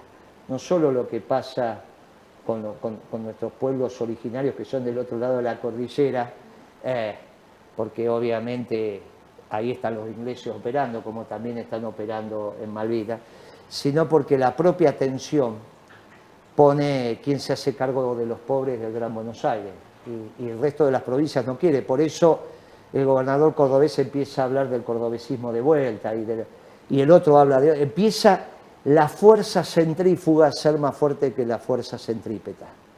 Por eso me gustó mucho el ejercicio militar que hizo el ejército, porque el ejército es una fuerza centrípeta, es un solo ejército. Los maestros, por más que sea jurisdicción provincial, son los maestros, hay una curricular, une. El correo une, ¿está bien? El ferrocarril une. Todo lo que une, uno lo tiene que fortalecer. Y Clarín es un diario nacional. La Voz del Interior, que también es de Clarín, no es un diario nacional, es provincial. Y nosotros, todo lo que una a la patria, cuando la patria está en peligro, lo tenemos que fortificar. Y yo no tengo ningún problema, van a seguir mintiendo igual, pero el problema es que lo que está en peligro es la patria. Y nosotros los peronistas, primero es la patria, porque cuando nosotros decíamos una patria justa, libre y soberana, nunca estuvo en discusión la patria. Cuando a nosotros nos mataban o nos tiraban vivos al mar y nos abrían la panza para tirarte del avión, no estaba en duda la Argentina, era el tipo de Argentina. ¿Se entiende la diferencia? La Argentina era un hecho dado, de hoy y para siempre. Ahora no. Ahora no. Ahora los servicios de inteligencia de potencias extranjeras están operando. Porque es la historia. ¿Está bien? No es que los mapuches se le ocurrió un día. Esos son troscos aparte, ¿no? Pero que dicen, claro, son troscos y después mapuche. Te lo dicen los compañeros nuestros mapuches de nuestra agrupación. Te dicen, no, estos son troscos, no son. Nosotros somos mapuche pero peronistas. Estos son mapuche y troscos. Bueno, y no son mapuche porque mandan primero a las mujeres y a los chicos a pelear. Los mapuches vamos los guerreros a pelear. Y por eso son peronistas. La diferencia entre guerrero y mercenario, que los guerreros peleamos con amor y sabemos por qué. Los mercenarios por plata. Por eso los peronistas somos guerreros. Esto que nosotros estamos construyendo desde el peronismo es lo que ustedes tienen que valorar. Cuando nosotros confrontamos con Clarín, la patria estaba dada. Y entonces confrontábamos con las ideas y la patria que Clarín quiere. Ahora el problema es que no tengo asegurada la patria, porque Cristina condujo al pueblo a la derrota y Alberto aplicó todas políticas socialdemócratas. Y entonces el único espacio de unidad nacional en lo político que había y que está en todo el país es el peronismo. Porque los radicales, que también están en todo el país, tuvieron un presidente del partido, que es Cornejo, que quiso Mendoza libre, ustedes lo escucharon. No lo dijo el presidente del radicalismo de Mendoza, porque ahí, bueno, lo dijo el presidente del radicalismo nacional. Cornejo no tiene la identidad nacional como elemento ordenador de nuestras vidas. No es la Argentina, y hoy tenemos este problema. Por eso hay que solidificar la Argentina. Si nosotros solidificamos la Argentina, respaldando todos los hechos nacionales. Y ahí te uno de lo de Milei que no terminamos. Milei, en algún momento, aparte de estar enamorado de la libertad, como está ahora, y del modelo austríaco, como está ahora, se va a tener que enamorar de la Argentina. Vos viste que no habla mal de Trump. Y ahí yo le dije, tenés un error, porque a Trump lo defendemos los peronistas, hizo lo que hizo Moreno. Vos tenés que ser, a la escuela austríaca vos tenés que ser Biden, que es lo que le gusta a Alberto Fernández. Biden. Si sos Trump, Trump hizo lo que hizo Moreno, pero eso te dejo que todavía crezcas, te falta un tiempo. Si vos algún día, aparte de estar enamorado de la libertad, estás enamorado de la patria, sos peronista. Los peronistas estamos enamorados de la libertad y de la patria, no del Estado. Esa es una desviación marxista y filomarxista. Eso no es peronismo. Por eso Perón hablaba de la comunidad organizada. Un pueblo libre, con un gobierno esclavo, en una comunidad donde se genera la armonía entre el capital y el trabajo. Tampoco el modelo de los austríacos. Es el modelo de la libertad, no hay duda. El peronismo se fortificó peleando con las dictaduras. Éramos la rebeldía, buscábamos la libertad y ahí venía Perón diciéndote vas a ser un hombre libre. Mirá la diferencia cuando te vienen esto a explicarte que todo tiene que ver con el Estado. Si todo tiene que ver con el Estado, la pobreza también. Por lo tanto, no quiero Estado. Y ahí es donde pescó Milei. Qué error garrafal que cometió Kicillof, Alberto, y sobre todo Cristina. Y lo vuelvo a decir con mucho dolor. Los únicos que estamos defendiendo la década ganada somos los moicanos que quedamos de aquella época. Porque Cristina, cuando fue al Estadio Único de La Plata, dijo, hagan lo que hizo Kicillof en los últimos 2 años, ¿te acordás? Bueno, eso no fue peronista. Principio porque devaluó. Después porque arregló con el Club de París. Después porque arregló con Repsol y por último porque quiso ir a arreglar con los fondos buitres. Kicillof empezó el ciclo que ahora está terminando con Macri. Perdón, con Alberto. Siguió con Macri y termina con Alberto. Y después volverá un gran gobierno peronista y ustedes aprenderán, estando en el sector privado, que se puede ser feliz. Y que algún día lo que aprendieron ahí lo vuelcan como funcionarios municipales, provinciales o nacionales. Y ya tienen sus hijos criados, y ya hicieron esto, y ya se separaron, y se volvieron a casar, y tienen... pero son felices. Y ese es el consejo que le doy. A estudiar, a trabajar, a ir al sector privado y a estudiar la doctrina peronista, que es la mejor y es universal. Gracias, chicos.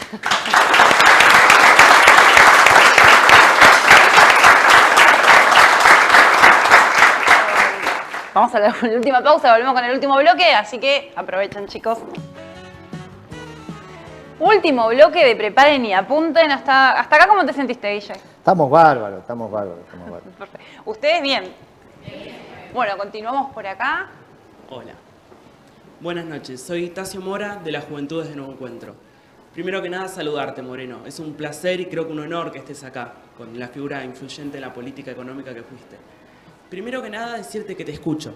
Te escucho hablar en la radio, te escucho hablar en la televisión, te escucho hablar en el celular. Y también como te escucho negar una parte muy fundamental e importante del peronismo. Te escucho faltarle un poco a Perón. Te escucho faltarle a la ampliación de derechos sociales y civiles, que es lo que es el peronismo.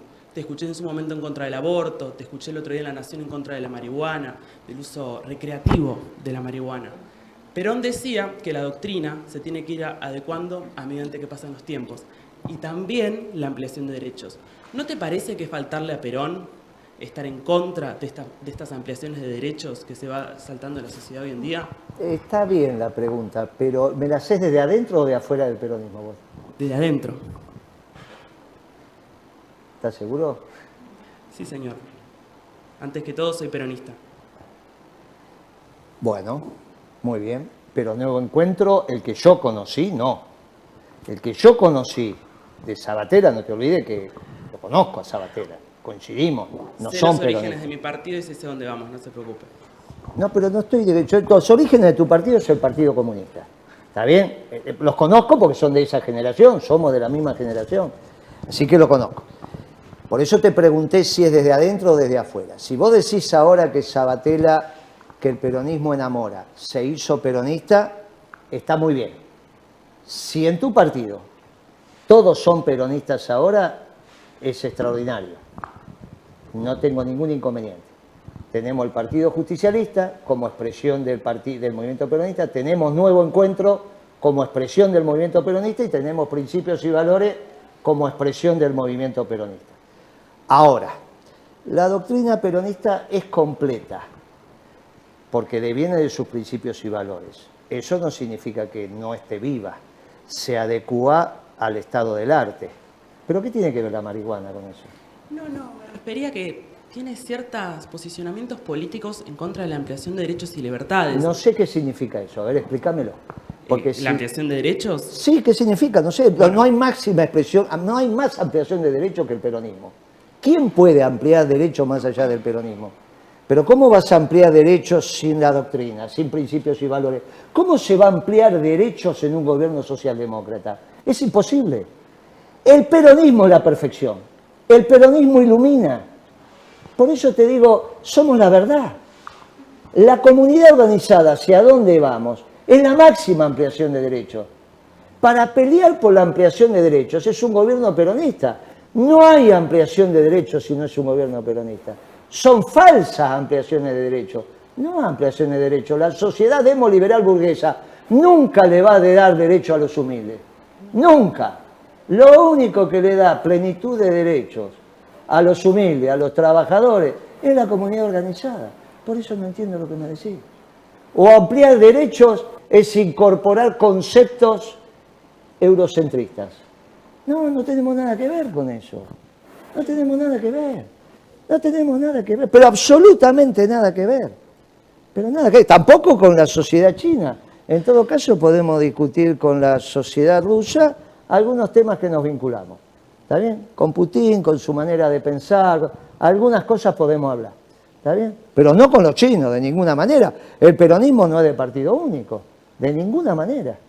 De ninguna manera. O sea, por lo tanto, mirá, lo único que amplía derecho de verdad es un gobierno peronista y una sociedad peronista y vamos a la comunidad organizada. Pero me alegraste el día diciendo que Nuevo Encuentro son peronistas. Reconozco que no lo sabía.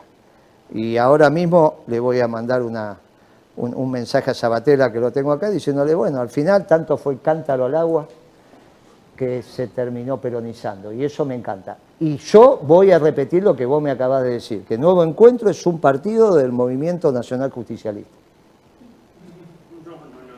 No dije en ningún momento que somos del Partido Justicialista. No, dije del Movimiento Nacional Justicialista. Dije, es un partido del Movimiento Nacional Justicialista. A mí me encanta eso, porque no tiene por qué, el justicialismo, a partir de que no tiene vida interna, dejó de tener el monopolio de representación del movimiento peronista. Por eso te dije, hoy lo expresa, no hay duda, Partido Justicialista dice que es Nuevo Encuentro y Principios y Valores. Por lo menos hay 3 partidos que expresan al movimiento peronista. Eso es lo que vos acabás de decir, pero bueno, o al menos es lo que yo interpreté. Pero ¿Seguimos gracias por la allá? pregunta. Sí. Bueno, me saco porque no puedo respirar. Pero no me quedó claro lo de la marihuana. ¿Qué tiene que ver ampliar derecho con la marihuana? Bueno, Y me refería a la ampliación de derechos y libertades. La libertad de poder fumar siempre y cuando tengas más de 18 años. A eso me refería. ¿Cómo se posiciona ¿Fumar en contra? marihuana, que sería ampliación de derechos, decís vos? No, una ampliación de una libertad. ¿Fumar marihuana? Sí. Bueno, mirá, ahí sí hay un debate interesante. Vos sabés que, pero al margen de marihuana, en Holanda tiene estado parlamentario una ley que dice que si un menor de edad da consentimiento para tener sexo, puede tener sexo con un mayor. Se está discutiendo en este momento en el Congreso holandés. Y pueden decir, si el menor dio consentimiento, es ampliación de derechos. La libertad de, ¿por qué no va a gozar un chico? ¿Por qué un chico de 9 años, 10 años no va a gozar? Ese es el debate. Eso, mirá, y bueno, ¿viste? Bueno, pero se está discutiendo en este, ¿viste? Vos te moviste así. Bueno, muy bien. Esto se está discutiendo en este momento en Holanda, conjuntamente con la eutanasia, que parte de esa discusión llegó acá. Nosotros, los que creemos en el Creador, valga la redundancia, decimos, el último don te lo da Dios con el don de la muerte. Siempre que hablemos de una muerte plácida, en familia, una muerte tranquila, es el último don. Por lo tanto, el último don te lo da Dios, de ninguna manera vamos a aceptar la eutanasia, que es cuando Macri le dice a su hijo, dame la pastillita, esa anécdota. ¿Y Macri qué le dice? No porque no me lo permite la ley, no porque te amo y no te voy a matar. Eso es lo que contesta Macri, hijo Mauricio, al padre, según cuenta él. Contó Mauricio, bueno, nosotros no estamos de acuerdo con la eutanasia, porque la eutanasia viola el último don, que es el don de la muerte que te da Dios. Ahora me vienen a explicar que eso en realidad es ampliación de derechos. Tener sexo con los chicos es ampliación de derechos. No, muchachos, hay un límite para esta. Bueno, fumar marihuana, ponela donde la quieras. Yo te la pongo donde lo tengo que poner de acuerdo a lo que yo entiendo que tiene que ver con la comunidad organizada. La verdad que no, yo no sé si necesitas. Ahora, alguien me lo puede explicar científicamente, en general con lo que uno habla dice, mirá, es un camino complicado, no es necesario, no sé para qué, porque aparte fumar es malo, no sé por qué quieren... Yo fumé desde los 9 a los 30, y la verdad que no recomiendo fumar. Empecé a los 9, a los 9, nosotros empezamos, éramos bravos. De los 9 a los 30 fumé, y 12 años, de los 17, 18 en adelante, un atado por día fumaba particulares 30. Pero yo no recomiendo que fume, no sé, no tiene nada que ver. Pero bueno, me quedó claro ahora lo que estábamos hablando. Bueno, buenas noches, soy Oriana, de Peronismo en Marcha de la San Antonio. Quería preguntarte si no crees que la política, sobre todo el Estado, debería predicar la laicidad, en todos los ámbitos públicos. ¿Sabés que no entendés? ¿Debía predicar la? Yo también. Laicidad. Laicidad, laicidad, perdón. Mira, la Iglesia, al menos en Argentina, está planteando el autofinanciamiento, digamos, separar, y hay una parte del financiamiento que hace el Estado. Yo no lo sacaría, yo no tendría problema, pero la Iglesia lo está planteando. En Alemania hay un impuesto que se cobra obligatoriamente, se cobra los que y van para los cultos y de acuerdo a la cantidad de adherentes que tenga el culto es la plata que le da, pero lo cobra el Estado. Obviamente tenés que anotar. En Inglaterra hay un impuesto a la compra del televisor y con eso se financia la BBC y así hay. Cada país va encontrando su manera de... creo que tiene que estar en el ánimo del funcionario. Yo, en mi despacho, durante toda mi gestión hubo una virgen enorme que tenía atrás mío, y tenía crucifijo y nunca nadie me dijo nada, ni nadie me obligó a sacarlo, ni nadie me dijo, ¿está bien? Entonces yo creo que está en el respeto de cada funcionario. El funcionario que quiere sacar el crucifijo lo saca y el que no lo quiere sacar y lo quiere tener tiene derecho a tenerlo. Mi guía espiritual, cuando recibí la Virgen, me dijo, no, tenerla en tu despacho porque si está en un lugar público hay que dejarla en lugar público. Y hay algunos que no son católicos, entonces, no, tenés razón, queda en mi despacho. Y quedó en mi despacho, cuando me fui me la llevé. Ahora, yo hacía reuniones con el puerto, que son muchachos bravos los del puerto, los viernes a la noche y antes de irnos hacíamos un rezo colectivo y nadie se iba. Sector privado, público, la gendarmería, la prefectura, todo, pum, todos rezando, el que se quiere ir se va. Pero estaba ahí, rezábamos, venía uno que guiaba el rezo, rezábamos viernes a la noche y todos nos íbamos muy tranquilos. Con los muchachos del puerto, te estoy diciendo, son bravos, eso, ¿no? O sea, todos saben lo que es el puerto de Buenos Aires. Más los gendarmes, había unos líos bárbaros, entonces para ordenar eso, primero se discutía de más, después terminábamos todos rezando, nos dábamos la paz y nos íbamos a dormir. Así que eso depende del funcionario, que cada uno lo haga. Si es que te referías a eso, porque no sé qué es laicidad, si es a la obligación de sacar las cruces. No, va más allá de eso, creo. Por ejemplo, hay un tema que nosotros siempre lo debatimos, los jóvenes y la juventud, que es sobre la ESI. Y muchas veces, muchas veces hay problemas en las escuelas y sobre todo en las escuelas católicas, ¿no? Que no quieren que los niños, niñas y niñas tengan ESI de una forma adecuada. Entonces, más por ese lado me refería. ¿Y quién dice lo que es adecuado?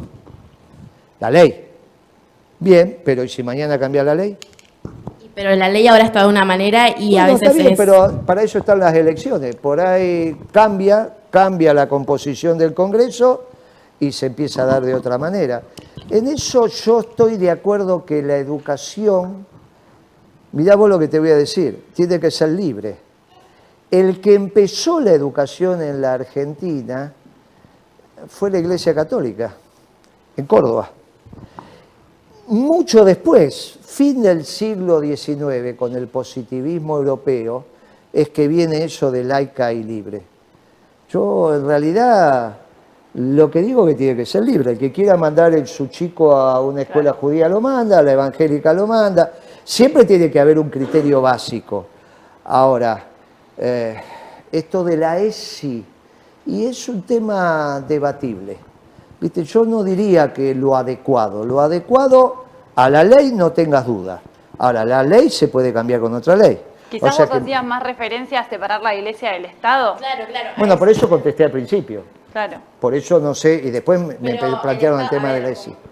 Yo las escuelas católicas las defiendo, las cristianas también, y las judías también, y las musulmanas también, y las laicas también, no tengo ningún inconveniente, cada uno Pero manda... después parte de la elección de cada uno. Cada uno manda a sus hijos a la escuela donde se siente más identificado. Yo fui siempre a escuela pública, salvo en la universidad. Mi hijo lo mandé a pública, después en la secundaria fue al Cangallo y después fue a la universidad pública. Y mis nietos van uno a privada y otro a pública. Y la verdad que están... ¿Eh?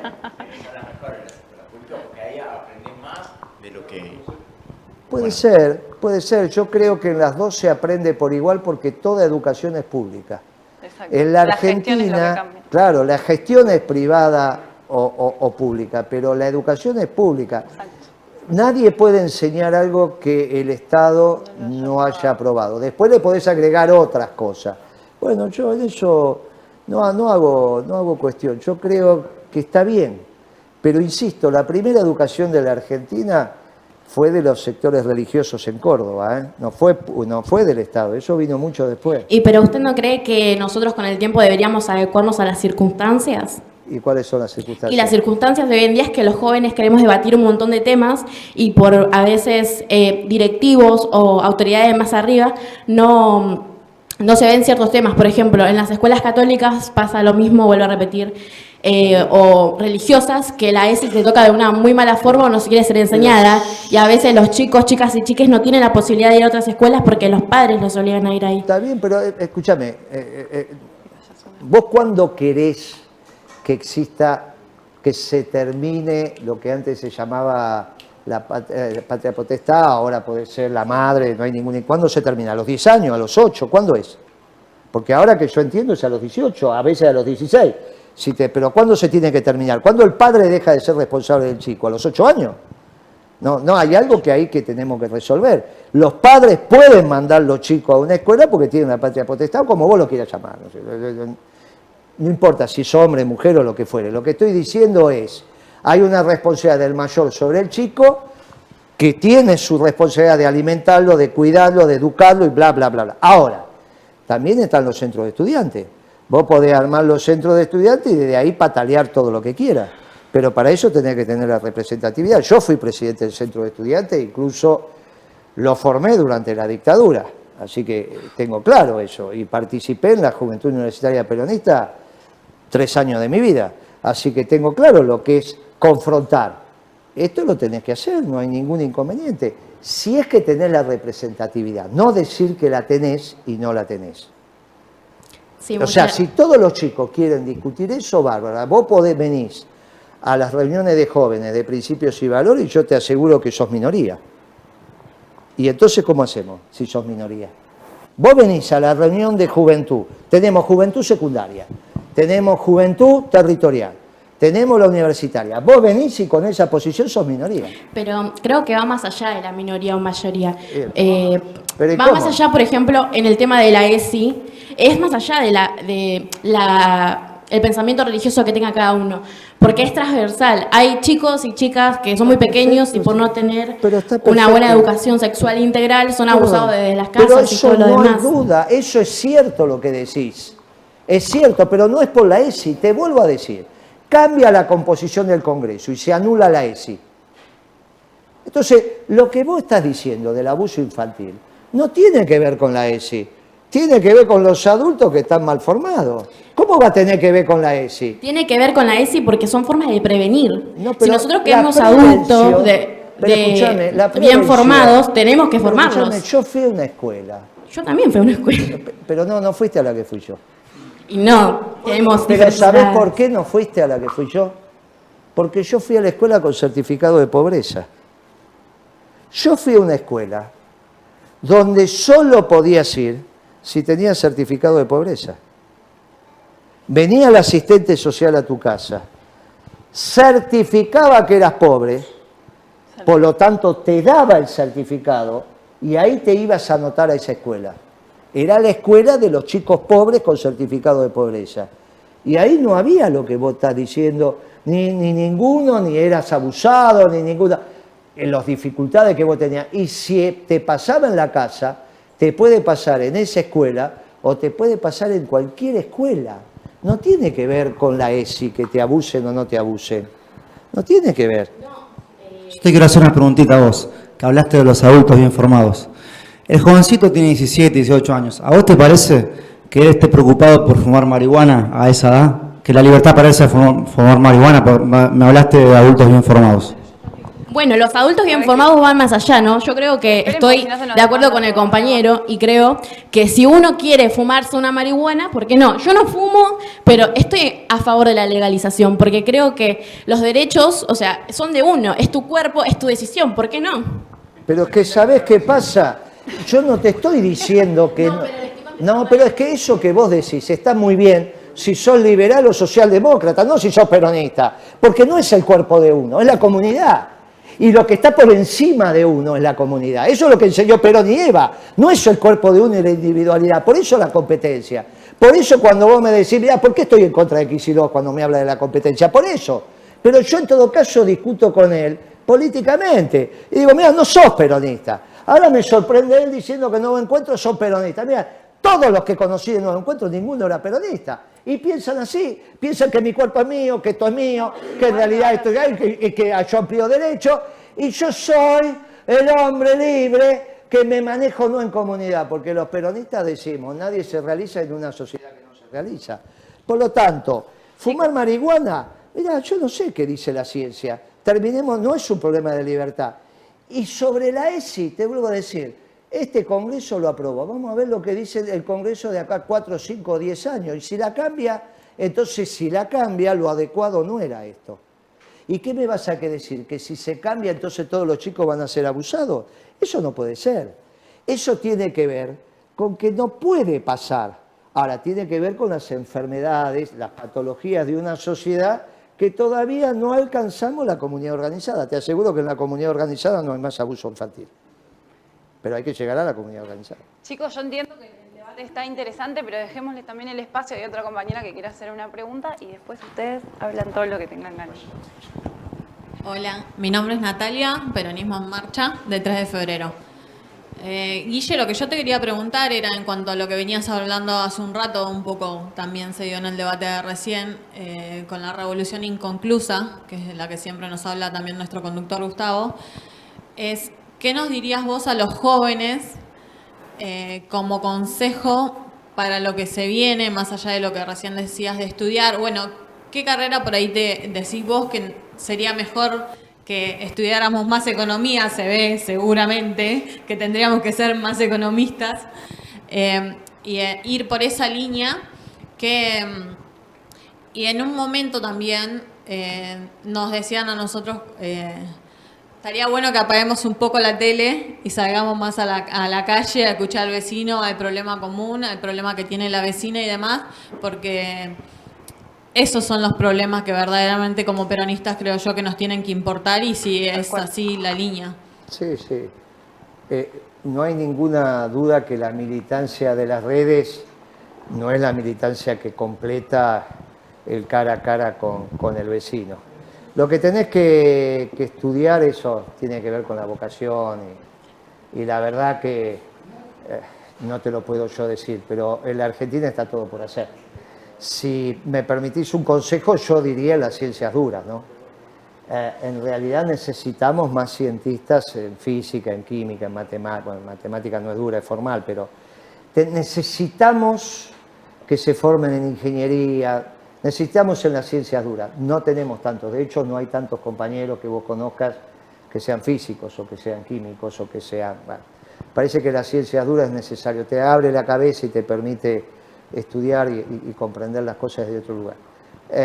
Pero después se necesita de todo y sobre todo se necesita gente buena. Y gente buena es gente trabajadora, gente que en realidad comprenda la construcción colectiva desde la solidaridad. Porque si no, hablar de la construcción colectiva desde mi cuerpo es mío y mi libertad y mi individuo es muy raro. Y hasta me hace ruido, hasta siento que hay... En realidad es anglófilo. Cuando vos vas a Inglaterra, eso es lo que te dice. Lo que le pasó a Alberto, le pasó por no dominar los códigos. Viste que lo fue a tocar al gringo este, y el gringo parece que hace judo. Con una mano le agarró el codo y con la otra le sacó. Y la Merkel pasaba de espalda para no tocarlo. Bueno, ellos tienen ese espacio que es la zona de confort, donde no se tocan. Bueno, nosotros somos de otro estilo. Y por ser de otro estilo, es que somos mejores. El peronismo tenía que nacer en un pueblo americano, que son los únicos pueblos nuevos que hay. Y dentro de este pueblo nuevos que hay americano, en este pueblo maravilloso que es el pueblo argentino, de fusión de todo tipo. Acá se cansaron los judíos con los católicos, extraordinariamente. Un día vino, después se dice el que no se acuerda, vino Tenenbaum y el otro que es el Otobiasde que se murió. Y entonces vinieron a hacerme una... Kirchner me llama, ya era secretario de Comercio. Me dice, tiene que recibir a este y a este. Después me enteré que era Veraja, que lo ha ido a ver para decir que tenía un funcionario antisemita, estos tenían dudas, que él sabía que no era antisemita, pero que yo lo conocía a Veraja. Entonces me llama Kirchner, me dice, tiene que recibir a Tenenbaum y a Otobiasde. Vienen los dos, como no los recibo, y empiezan a los 3 minutos a decirme todo el criterio de mi antisemitismo. Y yo lo miraba y lo miraba y lo miraba y le decía, o sea que no te conforma con que yo te diga que tengo un amigo judío. Y ahí saltó el otro que es psicólogo, como leche hervida, diciendo, no, porque esa es la manera. Ese Tenenbaum, ¿no? Ay. Y bueno, no, entonces no te voy a decir que tengo un amigo judío, te voy a decir que mis hijos se llaman Misraim. Porque, claro, en la época nuestra los matrimonios entre judío y católico era lo más normal. ¿Y sabés dónde la conocí? A la judía Misraim, un 17 de octubre. Me la levanté ahí, o ella me levantó a mí, porque si no aquella me la decía machirulo. Un 17 de octubre, ¿está bien? Y éramos peronistas y criamos hijos en absoluta libertad. En absoluta libertad. Ese es el peronismo, porque somos superiores. Eso se da en la Argentina. Eso solo se da en la Argentina, y solo en la Argentina podía surgir el peronismo. De este pueblo maravilloso surgía el peronismo, que lo que hizo Perón fue descubrirlo. De la misma manera que Miguel Ángel descubrió la escultura en la piedra, él la descubrió, viste que Miguel Ángel dijo la descubrí. Bueno, Perón descubrió la doctrina en el seno de este pueblo maravilloso, que es superior al resto de los pueblos en cuanto a comprensión de la verdad. Por eso las categorías europeas no sirven para la Argentina. Y las tienen que revisar con mucho criterio de acidez. Las tienen que revisar con mucho criterio crítico. Porque son pueblos milenarios que han destruido a otros pueblos a lo largo de la historia. Nosotros no. Nosotros hemos fusionado africanos, hispánicos, los romanos, los griegos y los indios nuestros. Y todo eso ha dado este pueblo maravilloso que generó una doctrina superior a las que devienen de las categorías europeas, a la marxista, a la liberal, a la neoliberal, a la socialdemócrata. Muy superior. Y sobre eso tenemos que construir. Lo que pasa es que ahora hablar de doctrina peronista con Alberto parece de modé. Y esa es la única virtud que nosotros tenemos, que hablamos de doctrina. Y hacemos política de nuestra doctrina. Entonces a mí, que los holandeses me digan, y aunque aprueben la ley, que tener sexo con los menores, ay, si el menor da consentimiento y firma, ay, que tenga sexo. No, querida, en la comunidad organizada son mayor de edad. Y si no, viola la ley. Sí, claro, viola la ley. Últimas 2 preguntas, haces vos y finalizás vos y así te liberamos. Sí, porque si no mi esposa Buenas se va a tardes, enojar. Ahora nos señor sacamos Moreno. una foto y me dicen. Me firman el coso. Dale. Franco, vengo de parte de la Juventud de San Antonio y mi pregunta va con respecto a lo que había tocado de principio en el arranque del programa, de que cualquiera llega a ser presidente pero ninguno está preparado. Mi propuesta hacia usted es saber si usted se siente capacitado y si tomaría ese rol.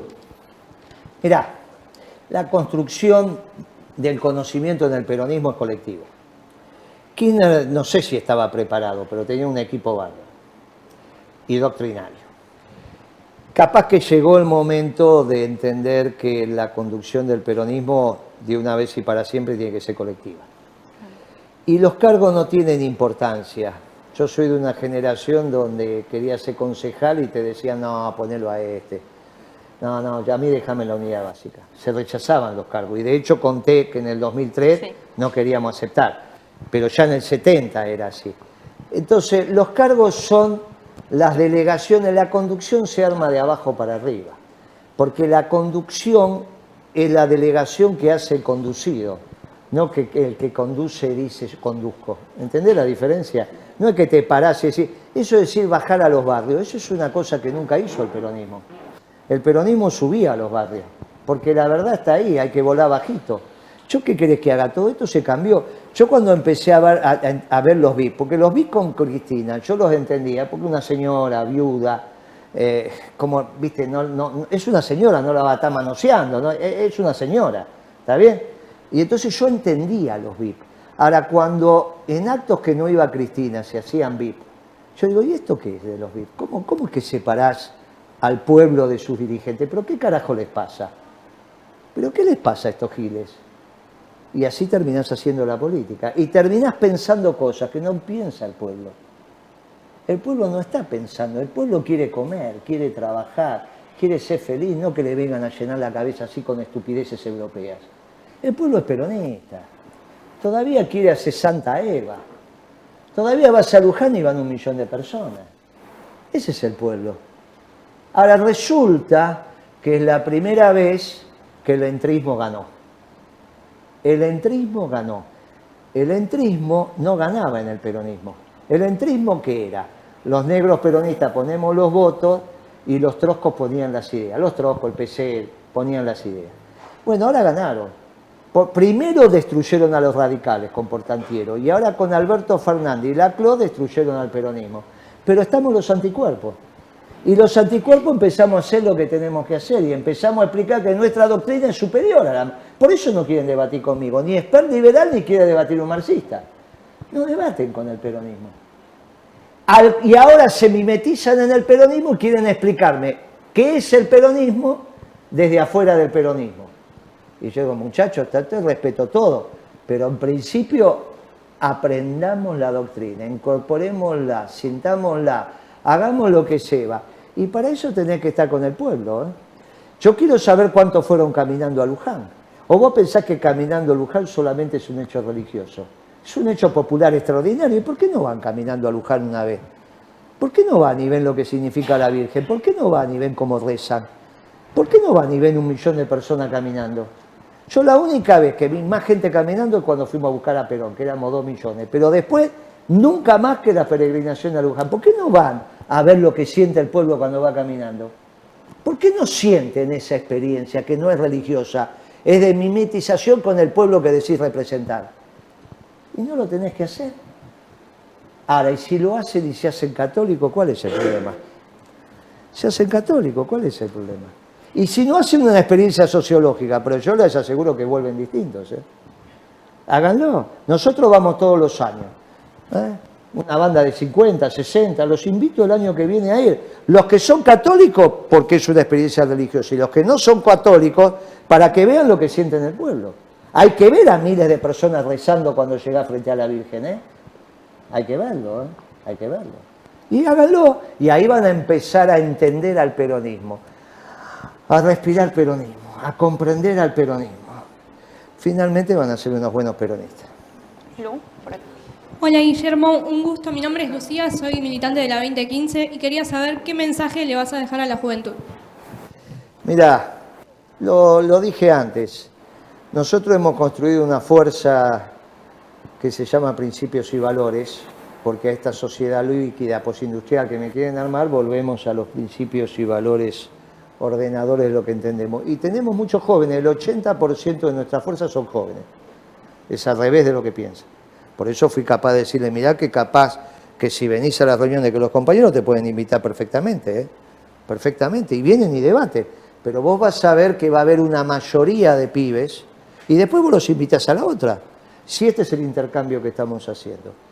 El mensaje es, estudien, trabajen, sean felices y comprendan el peronismo y militen en el peronismo. Militar en Juventud Peronista es una experiencia extraordinaria y te va formando en el compañerismo, te va formando en la solidaridad, en dar la vida por el otro. Imagínate que Cristina, imagínate para mí el dolor que fue que escuchar a Cristina decir que no mete las manos en el fuego por nadie. ¿Vos la escuchaste? La escuchaste ese día, ¿no? A vos quizá no te generó nada o pensaste que era una maniobra política. No, bueno, ¿qué iba a contestar? Para mí fue un dolor enorme. Si a mí me lo hubiese dicho el día que me ofreció seguir de secretario de Comercio, que no iba a poner las manos en el fuego, le decía, tomá, seguí vos solita. ¿Yo qué tengo que hacer con vos? Yo soy de una generación donde daban la vida por otro compañero.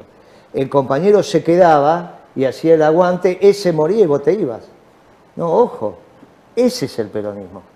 Es dar la vida por el otro. Dar la doctrina. A nosotros nos fusilaban y gritábamos viva Perón, me podés matar pero no me cambiás. Y después te enterás que no pone la mano en el fuego porque ¿qué voy a contestar? Que en realidad pongo la mano en el fuego y me quemé porque porque aquel, porque López, porque... ¿Sabés qué contesté yo cuando me preguntaron eso? Son de mi movimiento, sí, porque mi movimiento también tiene pecadores. Y nos ocupamos especialmente de los pecadores, no de los que dicen quiero los peronistas, pero los peronistas buenos. ¿Sabés por qué me junto con las hinchadas? Porque son los peronistas. Porque nosotros tenemos que hacer peronismo donde nadie hace. Y si yo quiero que no haya más violencia en el fútbol, no es con la policía y no metiendo la mano en el barro, es juntándome con los muchachos y poniendo el principio de autoridad. Porque cada vez que se arrepiente un pecador, hay una fiesta en el cielo. Y entonces Jaime y López, yo no los niego, porque aparte es mentira. El último funcionario que vino de Santa Cruz, estábamos todos sentaditos ahí, había un espacio vacío. ¿Sabés para quién era? Para José López. ¿Y sabés qué fue Jaime? Jaime fue jefe de gabinete en Santa Cruz, ¿sabés de quién? De Kirchner. Esa es la verdad histórica. Por lo tanto, si se equivocaron o no, lo saben ellos y en todo caso la justicia positiva. Yo no tengo nada que ver. Es la discusión de ellos con Dios. Pero si pecaron, mi trabajo no es aislarlos. Mi trabajo es que aprendan la doctrina y que no pequen nunca más. Y ese es mi trabajo. No quedarme con los peronistas buenos, como dicen algunas. Sí, los peronistas, pero los peronistas buenos, no. ¿Y sabes qué pasa? Hacemos peronistas todo. Ahora me acabo de enterar que hicimos peronistas Nuevo Encuentro. Y para mí es un hallazgo y un logro. Y vamos a ser peronistas a todos. Porque nosotros predicamos y enamoramos. Más, no hay ningún gil que venga acá como yo y esté 4 horas y le peguen balazo por todos lados. Me voy con un montón de agujeros ahora. Pero estoy orgulloso porque pude transmitir nuestro mensaje peronista. Y es enormemente tranquilizador saber que cumpliste con tu deber. Y el deber de un peronista es peronizar. Y eso vine a hacer. Así que les agradezco. Chicos, Guillermo Moreno, muchísimas gracias.